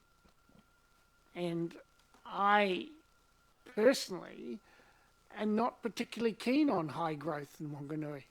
I mean, I think that's an aspiration that a lot of people will have, of course, but whether in the future, 30 years down the track, we want to be another Tauranga or a place such as that is another question. And I'm not sure that the people of Wanganui actually want to be another Tauranga. And I probably favour just taking a medium growth strategy on this. But really, I think that's what you feel about Wanganui and the aspirations you have for living in Wanganui. Do we want to be a buzzy big city of 60,000 people, or are we a little bit happier if we are, you know, a little bit smaller? Right, thanks, Rob. Look, you made comparisons with Tauranga. I think if we go from maybe we're about 50,000 now, and what those projections there are saying in mid-2030s with a high growth scenario, we're about 54,000. We're not talking Tauranga. We're talking a relatively small amount of growth. And my suggestion is that we've got room to move. David talked about capacity. We've got current capacity to do that. And I think a few more people in our district, up to 54,000 by mid-2030s, is very achievable. So anyway, I'll move around, Michael. Thank you. I'll try and be quick. In 2014, Statistics New Zealand gave a really good example of the regional growth due to decentralisation. So this is 2014, it's before COVID, before your massive bubble, and they picked a top population of Wanganui at 60,000. Ironically, bang on that. And for a mid-tier of 51,400. This is before the council showed how wonderful Wanganui was to the rest of the country, before COVID. Decentralisation is happening. You can't tell people not to come here. I came here. Why? Because it's bloody amazing. And most of us don't need jobs. We come here with our jobs. We come here and we buy the properties, and we will keep on buying. If we can't buy them, we'll build them. So you can't stop us from coming here. And I think the 60,000 has not become the high, it's become the mid, personally. I think that's where we're going to be heading, with or without planning for it. So I would urge us to plan for 60,000. What does this city going to look like, 60,000? Because if we leave it alone, the people will come here and they'll build in Westmere, and they'll be complaining and voting about chopping up Westmere into like quarter acre sections. So where do you want those people to be? How do you want it to live, work? And then how do we, as David said, how do we then focus on more work that's in Wanganui, which will then drive more people here for work as opposed to coming here for lifestyle. So I want to urge us to think that low tier is not going to happen. That mid tier, I think we're going to find the census we're darn close to. I think, Mayor Andrew, you're correct. We're very close to that mid tier already, maybe 52,000 already. So I don't think the mid tier is going to be normal. I think the high tier will become the mid tier, and our worst case scenario could be around 72,000. But that's dependent on a whole bunch of factors. But I think 60,000 makes sense. Great, thank you. Kate. Thank you. I think based on the information that we've had so far in the discussion, I can see the case for a high growth scenario. But I would like to understand, you know, we've talked about the relativity between if we went through a median and what the investment in infrastructure would look like, the difference between, you know, I hear you, David, when you say it's not large, the difference, but I would just like to see, you know, a bit of a back of an envelope type workup of what the difference might be in investment in infrastructure over the years. And it might start with, you know, looking at the capacity that we have at the moment for sections, because there is quite a few sections around. And just kind of probably starting at a bit more granular approach and then step it up so we can see what it looks like. Yeah, look, that is all part of the work that we've got ahead of us to do before we can bring you all of this information to be formally adopted. I don't think we can give you definitive answers or even ballpark figures at this point because we're just way too early in the process. Some of the mitigating factors, though, that will probably keep the cost on the lower side of the fact that we already know through the work that our district plan team are doing that there's a lot of opportunity for infill development without having to expand our networks. I think the other thing is a piece of work is already underway as part of the LTP to revisit our development contributions policy, and that is about making sure that growth pays for growth projects rather than it becoming a broad burden on the general ratepayer. So again, those are factors that should keep the costs associated with a growing population for council on the lower end of the spectrum. But beyond that, I can't give you anything firmer yet, because we need to do quite a bit of work to actually start refining up what our capital works program would look like and where that investment needs to go. That's going to occur over the next 2 to 3 months. Okay, thank you. Mayor Andrew, please don't ask me to raise my hand and vote for one thing or another, or even indicate more than what I've already done, because I think that's the place for a council meeting. It's just a straw poll, it's not a vote. Just an indication for these guys, they want some direction, so how else do we do it? Yeah. I think they can read the room. Yeah, look, reading the room, I I think there appears to be no allergic reaction to an initial high growth forecast that drops off. So on that basis, I think we've got enough of a steer as to your comfort factor. We'll start doing the work based on that, and then over time you'll start getting things brought to you with all the relevant backup data so that you can formalise those as proper decisions. But for now, I'm pretty comfortable that we know what we need to do as officers. We haven't really finished talking yet. Yep, no, that's fine. Your turn, Philippa. Yeah. Yeah, I mean, I was probably, when I first came in slightly late to the workshop, I was probably a bit concerned just to hear initially the high growth forecast. And I mean, I guess I still am, but it seems to me it's like investment versus costs, and what's the effect on current ratepayers, current population, regardless of their age, because they're all going to start aging and, go from being a dependence to working or etc. But it's kind of that, I guess it's what concerned me is, the rates burden we've currently got, the rates burden that where we're moving, and this whole cost of living crisis that we've got, versus investment versus that investment to bring more people here that want to live here. But I also think we have capacity, and it can help us with a whole lot of stuff. We've got capacity in a whole lot of our cultural institutions, or we want more people in, and we want more people in our sporting facilities. We can develop some of those facilities better. We obviously have capacity in our roading. I know a number of years ago we had 1,000 seats in our schools, 1,000 actual spare seats in our schools. So we know we've got capacity. I guess where I'm getting to, but what, so I am moving more from kind of medium towards high, but I guess what concerns me also is the number of decisions that are being taken away from us, and that we need to be in the conversation more, so if we talk about, we have no input now into our hospital because we have no health boards. So, we're a whole step away from what's happening there. And things like a secondary service hospital, obviously good travel, airport, etc. We have some say in that one.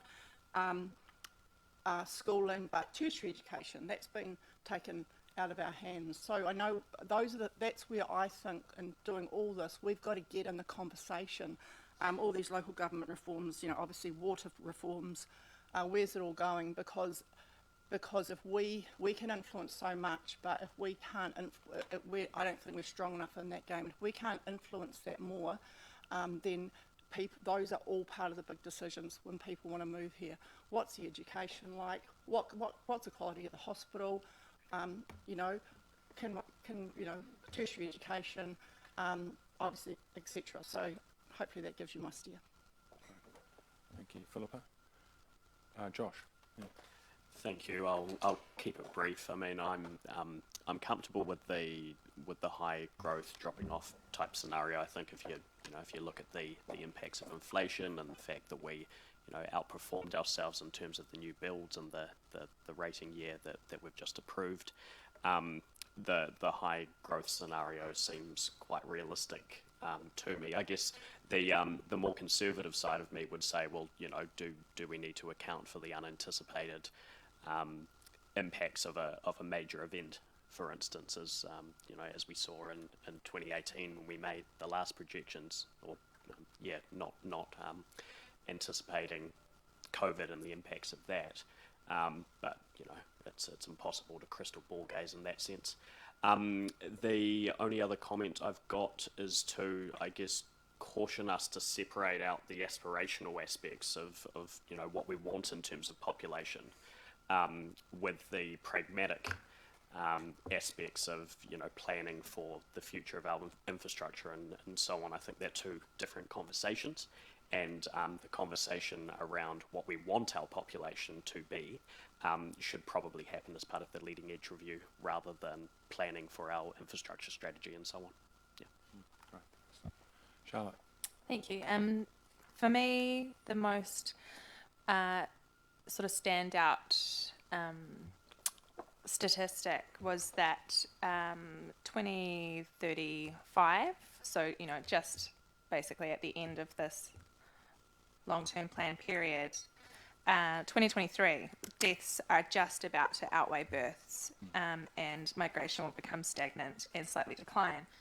So in terms of infrastructure, that makes it a little bit difficult in terms of planning for that high level, but then also planning for a drop-off.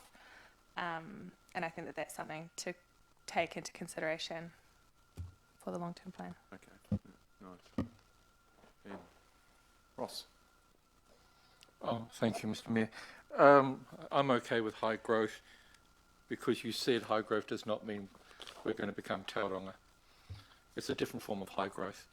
And when we talk about investing and growing our community, the topic of rates does come up because it's the money that we get that we then put out to infrastructure and building things for our future generations to enjoy.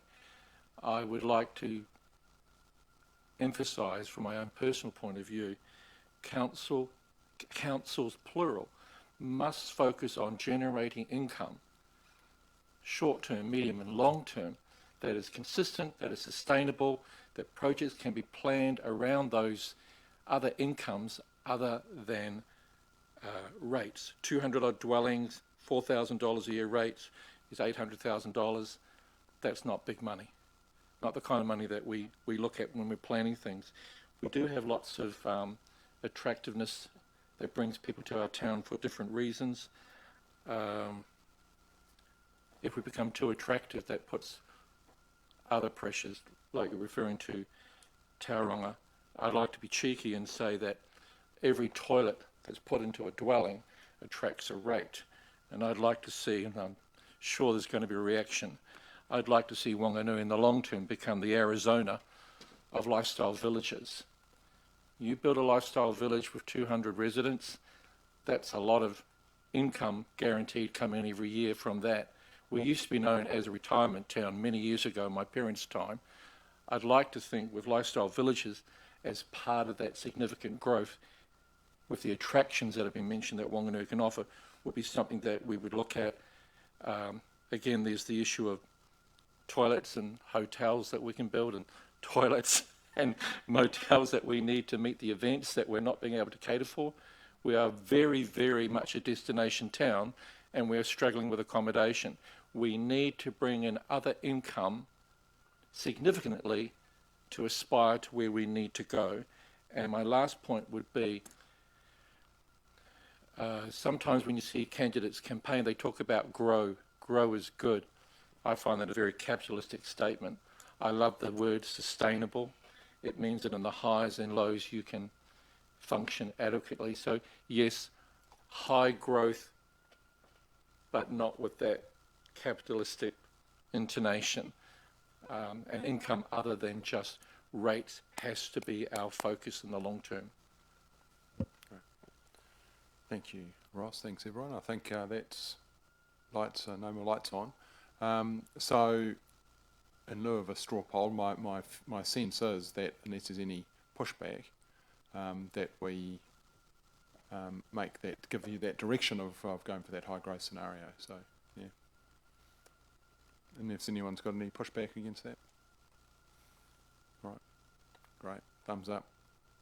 Awesome. Okay, well, I'll pass back to you, Elise. And Thank you very much, Mayor Andrew. Thank you, that's really helpful. And yes, certainly, I think I used the word direction, but I may have said decision at the start, so apologies for that. We are running a bit early, but I think it would be good to have a break between this and the next section. So we have 15 minutes for a break, so plenty of time. And we'll see you back at 11:30.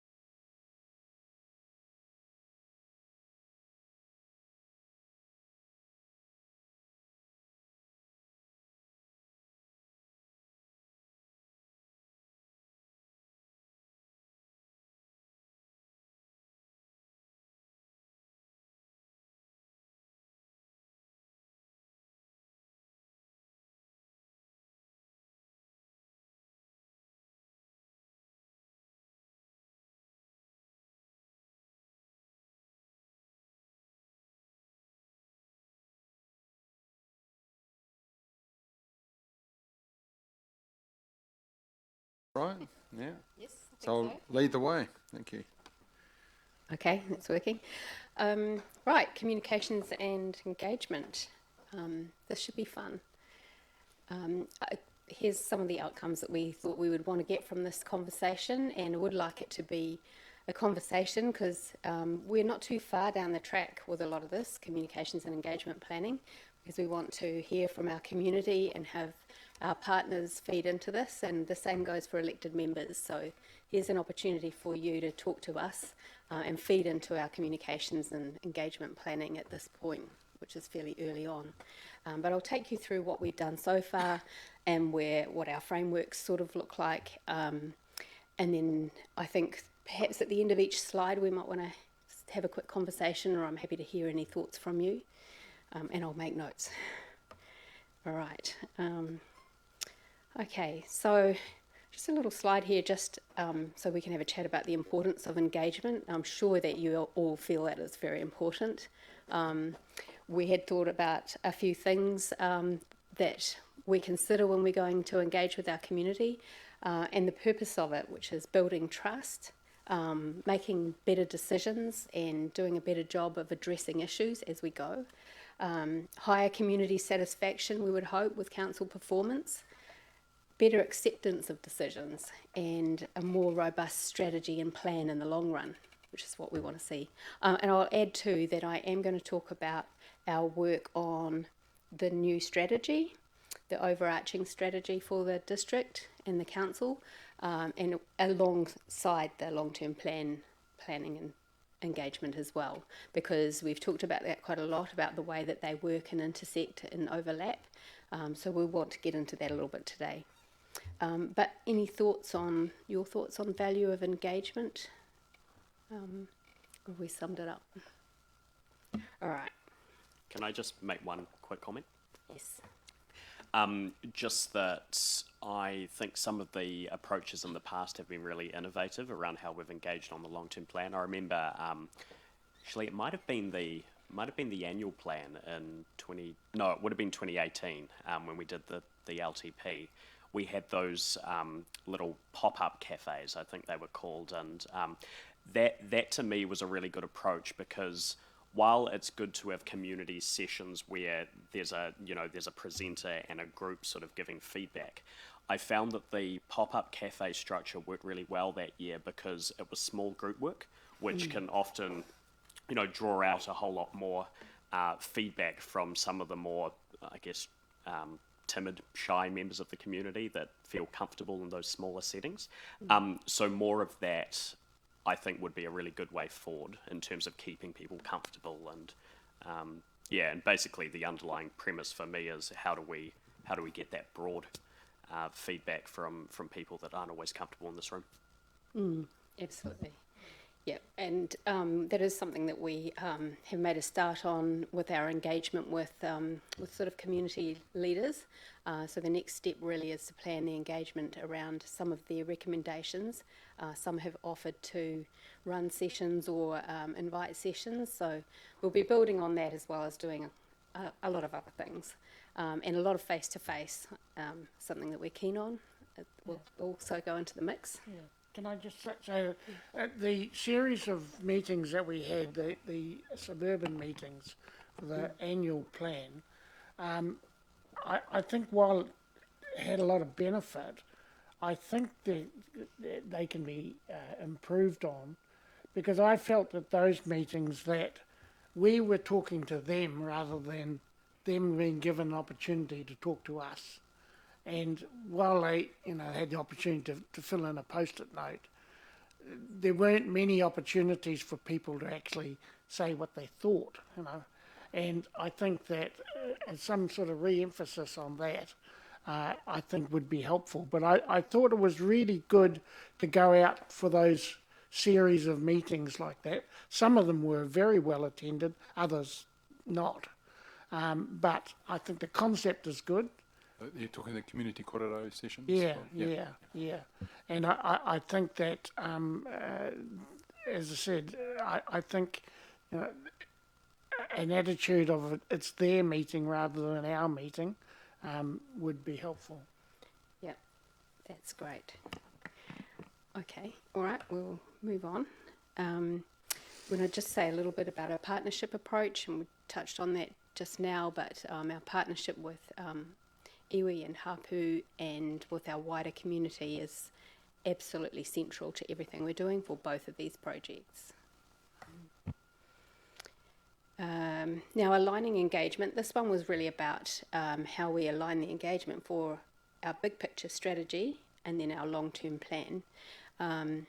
So starting off the community, initially we want to provide input on the big picture, and then we'll be refining that feedback and developing a draft strategy. We'll use community input to inform the outcomes for the long-term plan engagement, and that community input is what's come through the strategy work. So you'll see when we get on to some of the next slides how we're phasing this work, and the strategy work is coming first, and that's a deliberate decision we've made to ensure that that work can feed into the long-term plan and that we don't overwhelm everyone with a whole lot of consultation all at once. Then we'll go into formal consultation to determine whether we've got it right, and then the strategic vision continues to inform our long-term plan activities once they're adopted.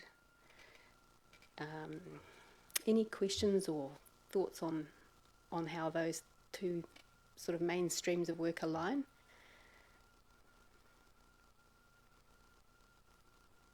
Yep, okay.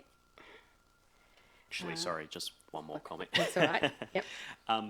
I think it's a good point around not overwhelming the public with too much consultation, and I think it would almost be valuable at some point to provide the public with a bit of a timeline of what they can expect, so that they know, right, this part of the engagement is about the high level strategy. We're not looking for the specific detail yet, but we're going to be coming back to you to engage with you at this time on the real kind of gnarly content, just so it's clear and people don't sit there and go, hold on, but I already gave my feedback, kind of thing. Yeah, absolutely.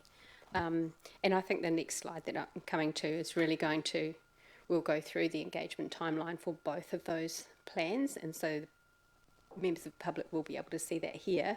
We'll also make sure we have it on the website and communicate it through our social media and the other advertising that we do. So starting with the long-term plan, phase 1, which is from now through till November, actually it shows both of them. Right, so long-term plan, the first phase that we're in at the moment is really the development phase. So we're setting the scene, we're building long-term plan understanding, and we're starting to tease out themes and messaging. For the wellbeing strategy, it's an inputting phase. So we're establishing our iwi partnership, and we're doing that early stakeholder and community work to get that input. Just to add, the wellbeing strategy is the replacement of the leading edge, and that's a placeholder name we've used. That is not a name that we've decided on. It's just to show that we're aligning with the 4 wellbeings. Yeah, we are going to get to that as well, because that's a discussion to have. Yeah, thanks, Elise. It's a good point to make now. Okay, phase 2 from November until February next year. We're laying the groundwork for the long-term plan. So warming up the community and developing our consultation materials, and we'll be refining the work on the strategy. So throughout that point, we'll be delivering the first draft and gathering feedback and refining, and then at that point, we'll be able to start feeding the content into the long-term plan. Phase 3, February to April 2024, we'll be in consultation, and we'll be consulting on both things at once. So it'll be the formal consultation, wide engagement, and this is when we'll finish the refinements on the strategy. And then phase 4, from May to July, we'll finalise the long-term plan with our hearings and deliberations. We'll deliver and communicate the final decisions and documents, and we'll be finalising the strategy as well, again with hearings, deliberations, and the communication that comes after that. So are there any thoughts on that timeline?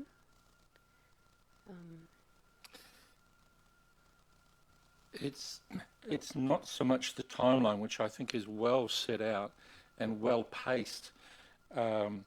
we talk about the four well-beings, and then I'm going to simplify it, and people say council should be sticking to the basics, footpaths and potholes. I think that the devolution on councils of more and more things that the government wants us to do without necessarily the financial support to do it, to what degree do we understand that the public is coming with us with that understanding of what I'm generalising, the core basics, versus what we actually are required to do. And those four well-beings is relatively new. And I just wonder how we can, I'm not going to say do better, but how can we communicate the essentialness of those four well-beings in all that we do? Because that's the overarching thing, and that will come into the leading edge strategy update and so on. I'd like that to be considered, because people keep coming back to me saying, but why do you have to worry about the social? Why do you have to worry about the cultural? Why do you have to worry about the economical? But some of them are using those words. So it's getting out there, but it's very minor. So I'm just putting that input in to say, how can we get those four well-beings better imprinted in the long term on our community, that these things are required of us under those headings? Yeah, that's a really good point, and I think we will develop a section specifically on that in terms of our planning and sort of what materials should we use, methods to get that out to the community, and what the presentations and the messages look like. So, yeah, noted. Thank you. Anything Thank else? you. Great details in that timeline.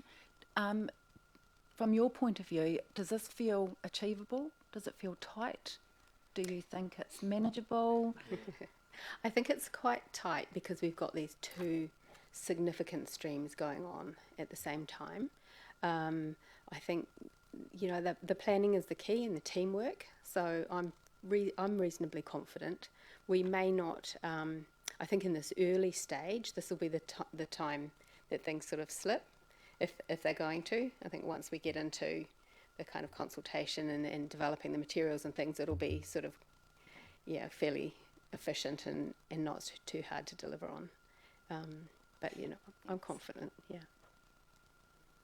Yeah, I was going to say similar, that when we were breaking this down into phases, that phase one, which we're in at the moment, and getting that first draft of the leading edge strategy ready by November is really critical, because then that has the knock-on for the long-term plan, because the leading edge, at least the draft outline and the community outcomes, have to be defined to put into the long-term plan, and we'll need that information by November. So, but I agree with Sarah that after that, things should flow. And we have a great team. We have Robin on board, who's helping us as well. So just acknowledging that. Great. Okay. So just one comment from me. I'm not sure if there's the right clarity around the difference between the long-term plan and the leading edge review.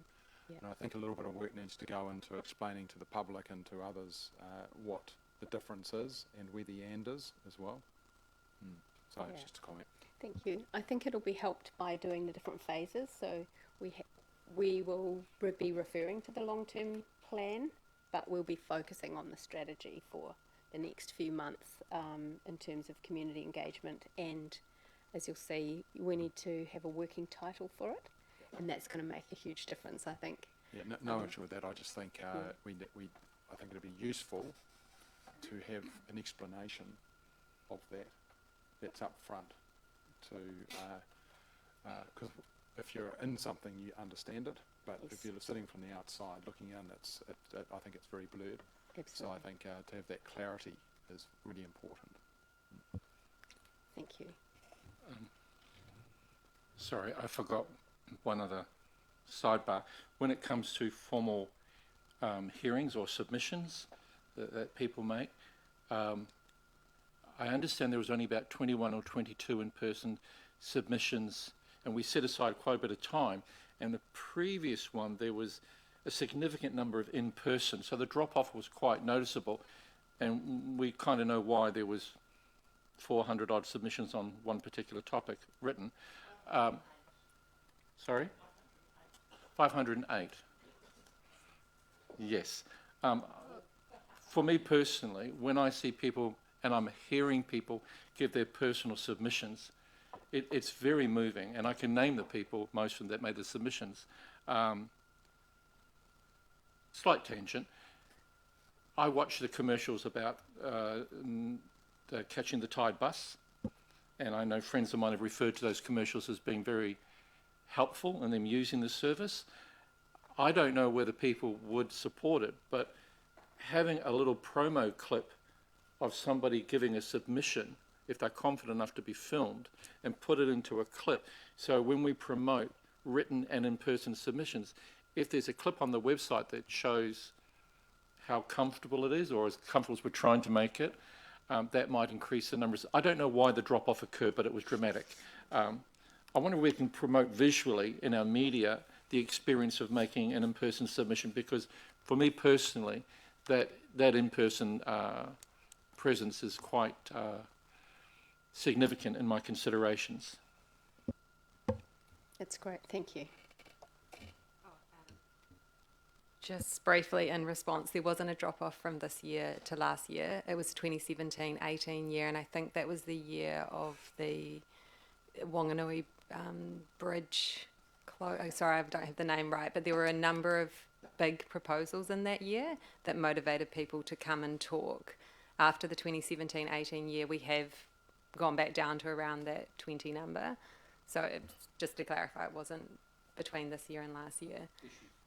Yeah, I think that's right. It's issues-based where people feel motivated and inspired to come, but 100% take your point. And I have been looking at Parliament's website, and they have some really nice videos where they take people through how to do a submission, and they show what the process is. So we can definitely look at that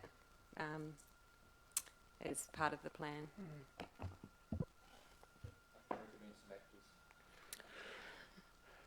Thank you. Okay, phase 5. August to November 2024. This is embedding for the long-term plan and for the strategy. So here's another little thing for you to think about. Potentially, as we go through that embedding process, because we will have had some creative input into the way the strategy looks and is talked about, we are thinking that we might be able to, using the resources that we have through this process, also potentially refresh the council's brand. So we are looking to do this obviously as cost effectively as possible by using potentially what comes out of this work. But I'm really interested to hear thoughts on that, and it could be now, or if you want to think about it and get in touch, then I'm very keen to hear what you think at this point. If I remember correctly from a past workshop or presentation, there is a lot of different branding throughout the council and department. So can you clarify, is this just to sort of refine branding? No, this would be a fresh new brand. Yeah, but what I mean is that can be used sort of more widely? Is that? I would hope so. Yeah. And we'd have to do that sort of with the various parts of the council. So we'd have to work with our colleagues who are already using separate branding and examine that a bit more closely. There would need to be a bigger plan for it, obviously. But ideally, we would have a consistent brand across. So, if I can just add to that, when we talk about brand, we aren't just talking the council's logo. This is about how we format all of our documents. You can see there's a particular style and theme to the leading edge that we put into other council documents. So it's about refreshing all of it in its entirety and having a consistent identity as a council that fits alongside the identity of our community. So this would come after, sort of during and after the embedding?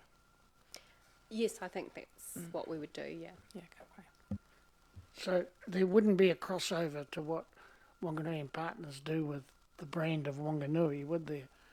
I think that conversations with Wanganui and Partners would be really, really important. But ideally they'd be complementary. So we'd need to talk to them about what they're planning to do as well. Thank you.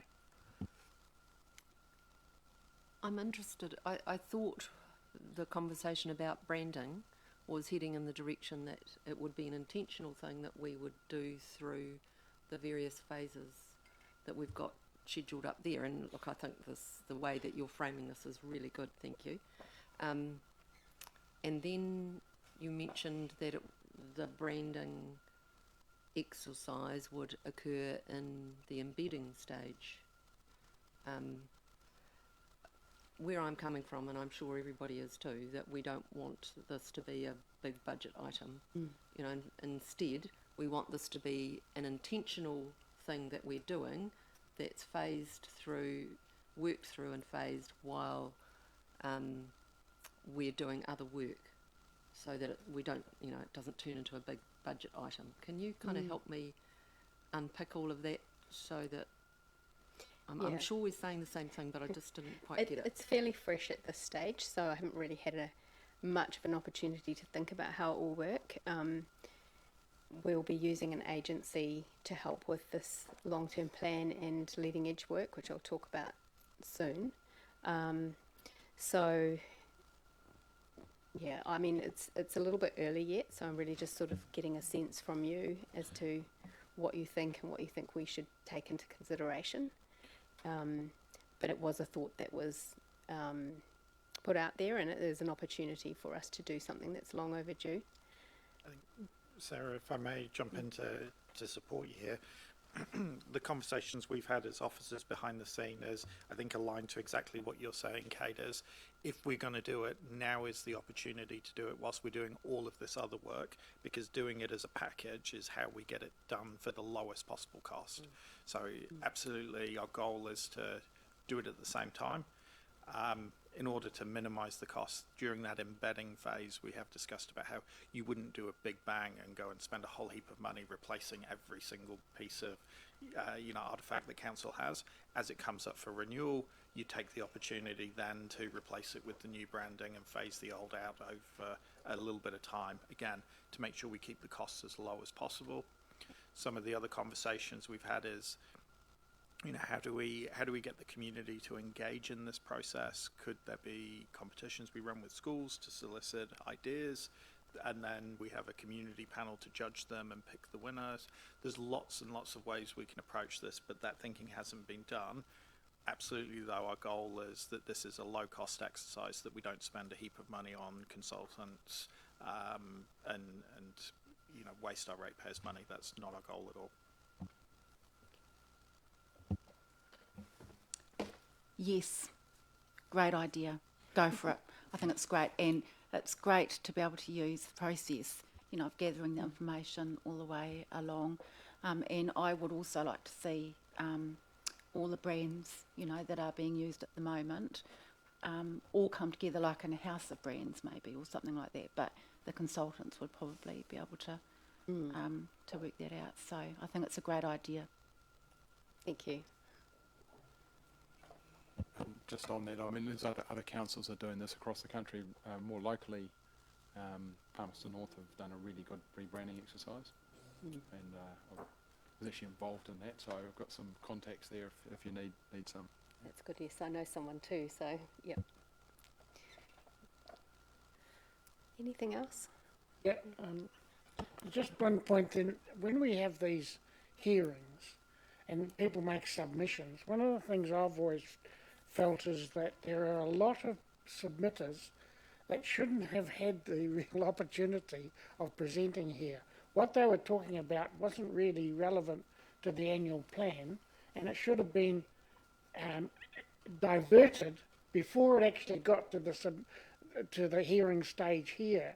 I would like to see staff take a close look at that when these submissions come in next time, and just see which are the ones can be diverted straight to the Operations and Performance Committee or something like that, rather than having it presented during the long-term plan submission. Because there are a lot of people in the community who feel that this is my opportunity to get all the councillors in a room And here I am today giving you the annual report of the Women's Network or whatever, and it's not necessary. And I think that, I know that at least you would be looking at that sort of thing, but I think we could filter them even more than what we've done. Am I allowed to say anything? Yes, please do.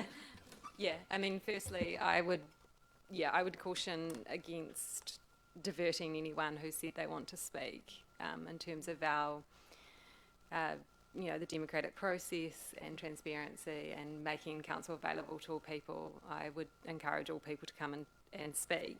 But what I can say from my perspective is my team does a lot of work behind the scenes in contacting submitters where we think perhaps there's information that would be valuable for them to have before they submit, clarifying if they certainly do want to submit, encouraging them to do so, but providing them with other information that may be helpful to them. Also, I think the new process that has been set up with community projects, the business case process and the aspirations committee, I think you'll see more things actually coming through that process now, so that there's that new avenue that hasn't existed in the past. And Stu White, who's been recruited, has been working with a number of groups. So I would expect those to come through that process rather than submissions. That's my view.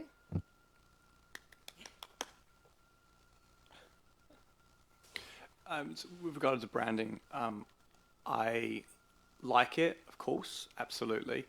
However, the problem I've got is what I've been whinging on about for the last 9 months, is we need to know why we're here before we can look at who we're serving, before we can look at what problem we're fixing and then how we're doing that, and then the branding and communication strategies wrap around that. I understand from an operational strategy point of view, we haven't finished the governance strategy point of view yet, and then the operational strategy will embed to your branding strategy, which is, I know. So we're doing it all at once. I think we should do everything at once. Totally agree with that. But this, officers whip us lot to come up with that. Why are we actually here first? Because it hasn't been concrete. Until we do that, we can't fall down the layers. Does that make sense? It does make sense, but I guess that a lot of the strategy work will start to really inform that why and crystallise some of that thinking. And I would imagine that would then inform the branding. And that will inform the branding, yeah. But the strategy should be informed by the governance mission statements of where we're actually going. So the long-term direction of Wanganui. And we as a council haven't done that yet. So if suddenly 7 councillors around here say we're all going to become, I have no idea of a crazy statement. Who's crazy here? But it's like someone says something crazy and we all agree to it, that's going to influence the operational implementation strategy, which will implement your branding strategy. And suddenly the beautiful brand you've got doesn't match the direction of we're going to be black and white and not bold and not leading edge. Or do you know what I mean, Andrew? Like that's kind of, I feel like we need to get that why and those values and that. Yeah. And if I can jump in on this, you are right. We need to be strategy led. It's unfortunate, it's an unfortunate reality of only a 3-year elected term. By the time we've got you through an election, got you inducted, and you've got your feet under the table, you're already staring down the barrel of putting together a long-term plan. So we're kind of forced to run these things in parallel. Would be great to have already finished the leading edge and have that strategic direction. There's a good chunk that I think we can anticipate by kind of reading the room of our wider community. Hopefully the leading edge piece will start to firm up and land early on in our timeline and still leave us enough time to then get that cascade of strategy leading the operations. But look, I'm a firm believer.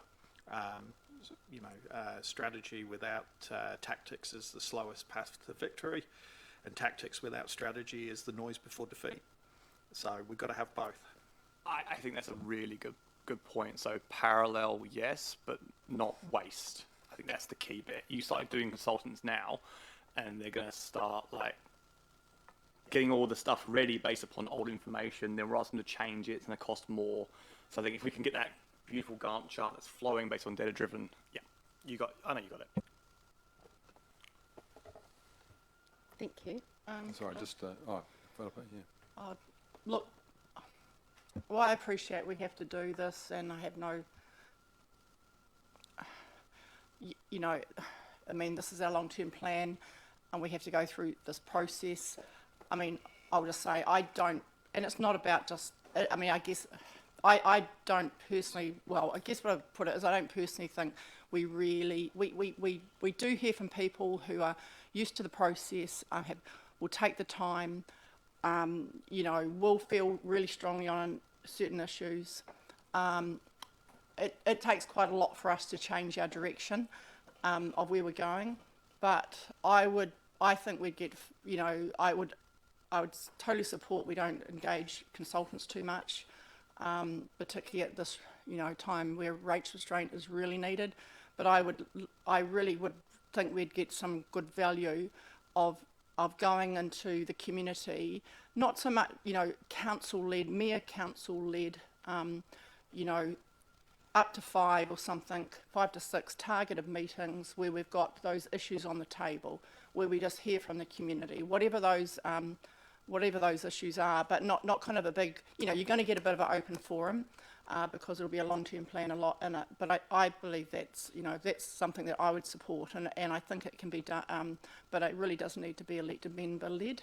I mean, I think we do some nice work at the markets and stuff, and elected members join it, but actually that's where we'll really get, we'll get a really good sniff test of what people in our suburbs and our community are thinking. So I think this is the time, the long-term plan, that we need to take the time to do that. And yep, don't know if that's on the agenda, but that's what I'd love to see.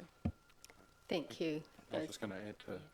Thanks, Philippa. So just, we probably need to move on from this branding thing. I'm sure it'll come up again, but my view on branding, it's basically about our identity, and we've got a heck of a story to tell. And when we look at identity, we need to look into the past and honour where we've come from. Look at who we are right now, but also look at where we are in the future. So it's got a past, present, and future component to it. And the brand ultimately needs to reflect our personality, our personhood, as a district. Yeah. So anyway, it's I'm sure you're onto that. Thank you. Thank you very much. I'll move on now because I'm sure you don't want to go over time. This is our progress to date on the long-term plan, just so that you're aware, and you will have seen some of this. The seeding of community awareness in the annual plan and rates communications, which we've really just sort of completed. Communications and engagement plan has been drafted, very much bare bones at this stage because we don't know all the issues that will be covered off, but we certainly are well underway with that. Business planning sessions have been held with staff. An internal newsletter has been established, and that's really important at this stage with the long-term plan that our council colleagues are very much involved and informed. And budget work and an agency brief is well underway as well. And then for the wellbeing strategy, the one-on-one meetings with community leads have been held. Again, a communications and engagement plan has been drafted. We've issued a media release based on the reflection on the leading edge strategy that happened here. And that's been quite well covered in the media as well. We've had an item in our newsletter to staff to bring them in on this as well. And we've been working on some pulse surveys and polls for a July campaign. So that will start in July and probably go through into August as well. And there'll be pop-up pulse questions via our social media channels. So those will be the sort of things that you'll see soon. How are you going to go about identifying community leads? That's already been done, although there is still more work. It's disappeared. Oh, you've got it up there. Thank you. So yes, there's already been quite a few meetings with police, sports, multicultural groups, educational groups, aged concern, disability sector. We can send the whole list through if you want to see everyone. So more than happy to send that. There's more to come. And we're working with Andrew on the businesses through the Business Forum and the Disruptor Group that we're forming. But certainly if there are people you think we've missed, then more than happy to meet with them. Thank you. Can I just suggest, it seems to me that one of the groups that are underrepresented in who we traditionally consult with or engage with is the young parents, you know, and they're, if you like, the hardest to get to because they're probably the busiest in terms of urgency of things that they need to do and their young families. I wonder if we could be a bit intentional about going to where they are, you know, going to childcare centres, going to music groups, you know, for the children, the library readings, you know, and just give them like small snippets of how they could engage, because they have a vested interest, you know, in the future of Wanganui, you know, and we'd love to see more Charlottes around the table. Yeah. Thank you. That sounds great.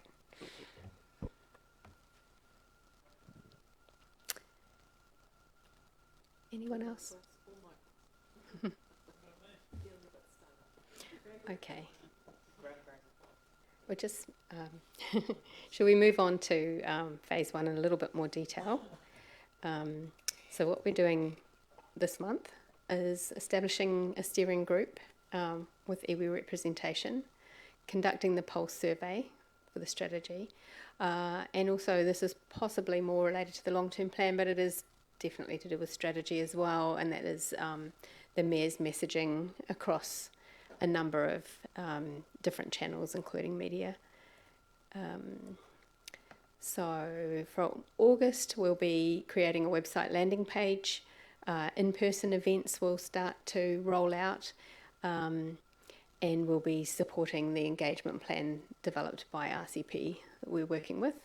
And for the long-term plan, again, we'll be creating another website landing page for that. September, ongoing engagement for the strategy. We'll begin work with a creative agency, and we'll be working with them on the long-term plan as well.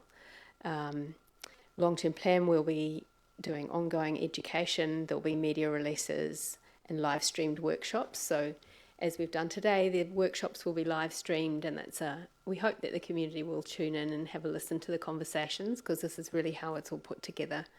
Yeah, and any questions on that so far? I'll just carry on through this phase. In October, we'll do a final push for engagement and gathering input for the wellbeing strategy, and then the long-term plan will be ongoing education and the workshops. And by November, we'll have a first draft of the strategy complete and begin testing with our key stakeholders. And then with the long-term plan, we'll be starting to feed the information from the strategy engagement into that plan. Here's a little bit more detail. So this is sort of the phase one stage. This is for the strategy. I'm not sure whether you want me to go through all of this, but the objectives are to establish the iwi partnership approach, which is sort of, there's a lot of conversation happening at the moment on that. Get that early stakeholder input, document the journey. So we are taking photos and getting snippets of video as we go. We need to develop a working title, and I think we're going to have an internal workshop on that soon, but if you've got any suggestions, I'm happy to hear them now or afterwards. There's a few channels that I've mentioned there. As you can see, we've put in-person events and meetings, using community channels, so the community newsletters and meetings and those sorts of things are one of the best ways to sort of get through to people that we don't necessarily see all the time. And obviously print, website and digital and so on. But the The work as we go should also inform these channels, so we need to be alert and aware of where people are and how they will best engage with this and be ready to move with that too. We've talked about some of the, I guess, their methods, but mayoral communications, the pulse survey, these are the types of things we'll be doing. Offering incentives, so the pulse surveys will have a grocery voucher attached to them. We find that increases engagement. We will use infographics because we won't just be relying on people hearing or reading about this. We will want to use some visual imagery as well, and of course video and live stream. And messaging for the strategy, we are not going out there with preconceived themes for people to engage on necessarily. We are wanting to go in the direction of more open questions. We know that these will be themed around the 4 well-beings. And then as we go through this process, they may become more aligned with the LTP in the wider context. So we have to think about the environmental scanning information that we've heard about today. That's important to the strategy work as well. And the segments, we have not done work on those yet in terms of refinement, but that will happen as we become clearer about the channels we use. Any questions on those? No. Just one. When it comes to, it's not a question, just input. Yep. I don't go to the local cinema, haven't done for a long time. I hear it's great, but do we, as a council, use digital as in cinema advertising?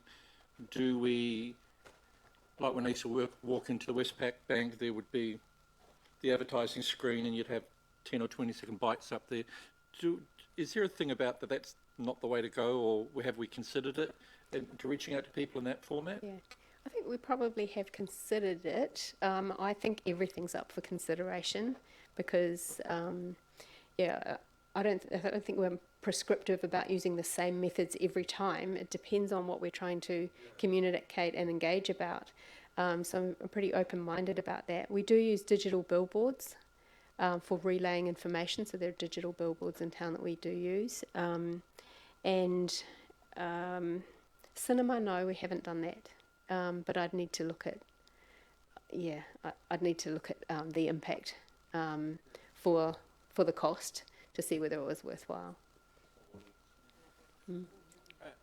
Yeah, it's definitely about the audience you're trying to reach. So, And just a quick question from me, just in regard to segments. You said you're doing a bit more work on that, but I think for all of us, the observation is that Whanganui is a far more diverse community than it ever has been. Calling the definition of diverse as whatever you want it to be, but we've got a whole lot of micro groups and ethnicities and so on across the community, and even from a location perspective, we've got a large rural community as well, who often can be easily forgotten about. And Councillor Kate talked about young families and so on as well. And so the challenge is getting to all of these people. And I've been to the blind centre as well, and they're another small group. I mean, it's very hard to get to everyone, but I think there's some real richness when you consult, is to have a sense that you've covered a broad range of our diverse community. Absolutely. All right, thank you. All right, these are the next steps for the long-term plan, and I know we're sort of a little bit jumping from one to the other, but they are working slightly in parallel. So for this current phase, we're setting the scene for the long-term plan with awareness about rates. We want to build understanding of the long-term plan and how it works, and the live streaming is a part of that, and begin to confirm our topics and themes. The channels we'll mainly be using will be these internal workshops, the S&P committee and our website, and the brand development will be coming through at that point as well. And that by that I mean the brand for the long-term plan itself. We'll be doing media releases and probably communicating about a lot of other activities of the council where the long-term plan might be relevant. So it's sort of seeding that awareness that it's coming up.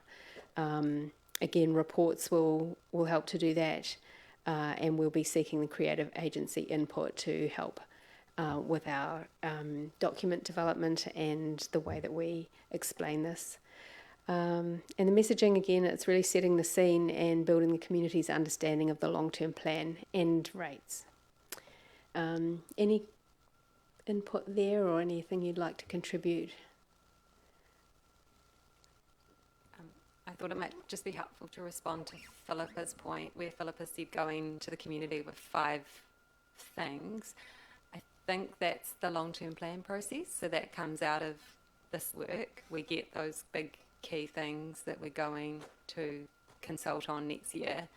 But the leading edge strategy, as Sarah said, we're wanting to not go to the community with preconceived things, or so starting open and then narrowing it down.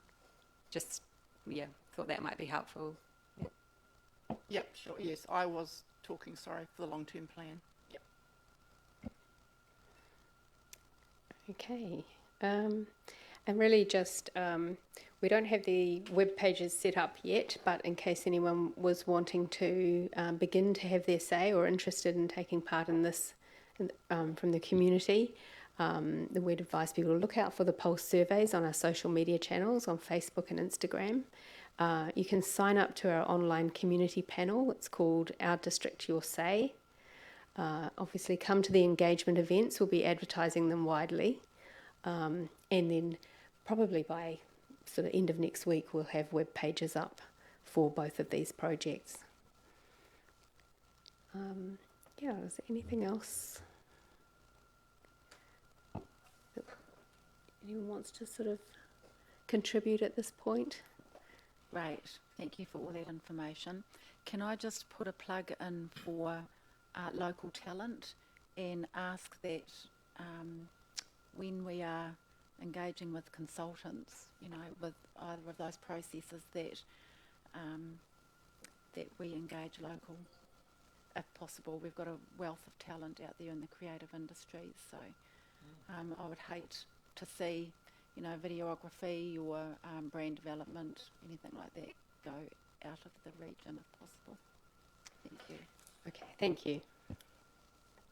Just a random sidebar question. Is council on Threads yet? No. Do you think we should be? I think it might be something worth having a look at, just because it's seen about the highest rate of growth of any social media platform since it began. Given that it's directly connected to Instagram, which council already has a profile of, a user for, might be a good idea leading into this. Thank you. Sorry? Threads? It's Instagram's answer to Twitter. Yeah. You should get out with the times, Michael. Even I heard of Threads.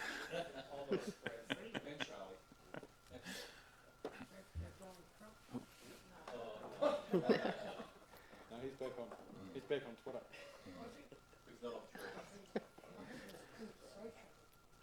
Just to get off with the Threads thing, thank you for the presentation. I think you've got all the bases very well covered. I can't see much flaw in it.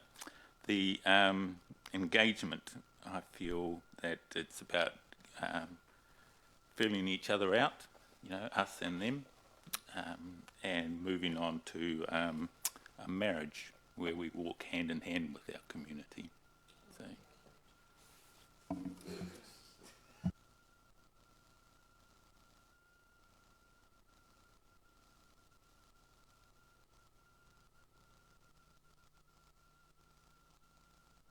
Well, thank you, Sarah. That's it looks like you've got everything covered. It's just only added to what you had, so fantastic. And Elise as well. Awesome work, guys. It's good input. Thank you, everyone. And that's what I was about to say. And input from everyone. I think great session. Are we finished? Yeah, fantastic. Great. Well, and yeah, we can stop the live stream. So. Yep. So yep, I was just going to do that. Yeah, sure. Yeah, sure. Good point. E oha ki ronga ki te ringanui, e oha ki raro, kia papa tuanuku, whakatairanga, te kupu, te korero, te mahi, ki te pau o te whare, he toanga, he mahi, amori, kei puta ki te whai au ki te ao marama, haumai, e hui e taiki e. I acknowledge those things above, the sky, the universe and the heavens. I acknowledge those things below, the earth in all its entirety. Let's suspend the words, the discussion, debate, negotiations, the work covered to the pillar of the house as a treasure of importance to be revisited at a later time, so we may enter into enlightenment. Let it be bound and fixed. Yes, fixed. Let it be agreed by all. Amen.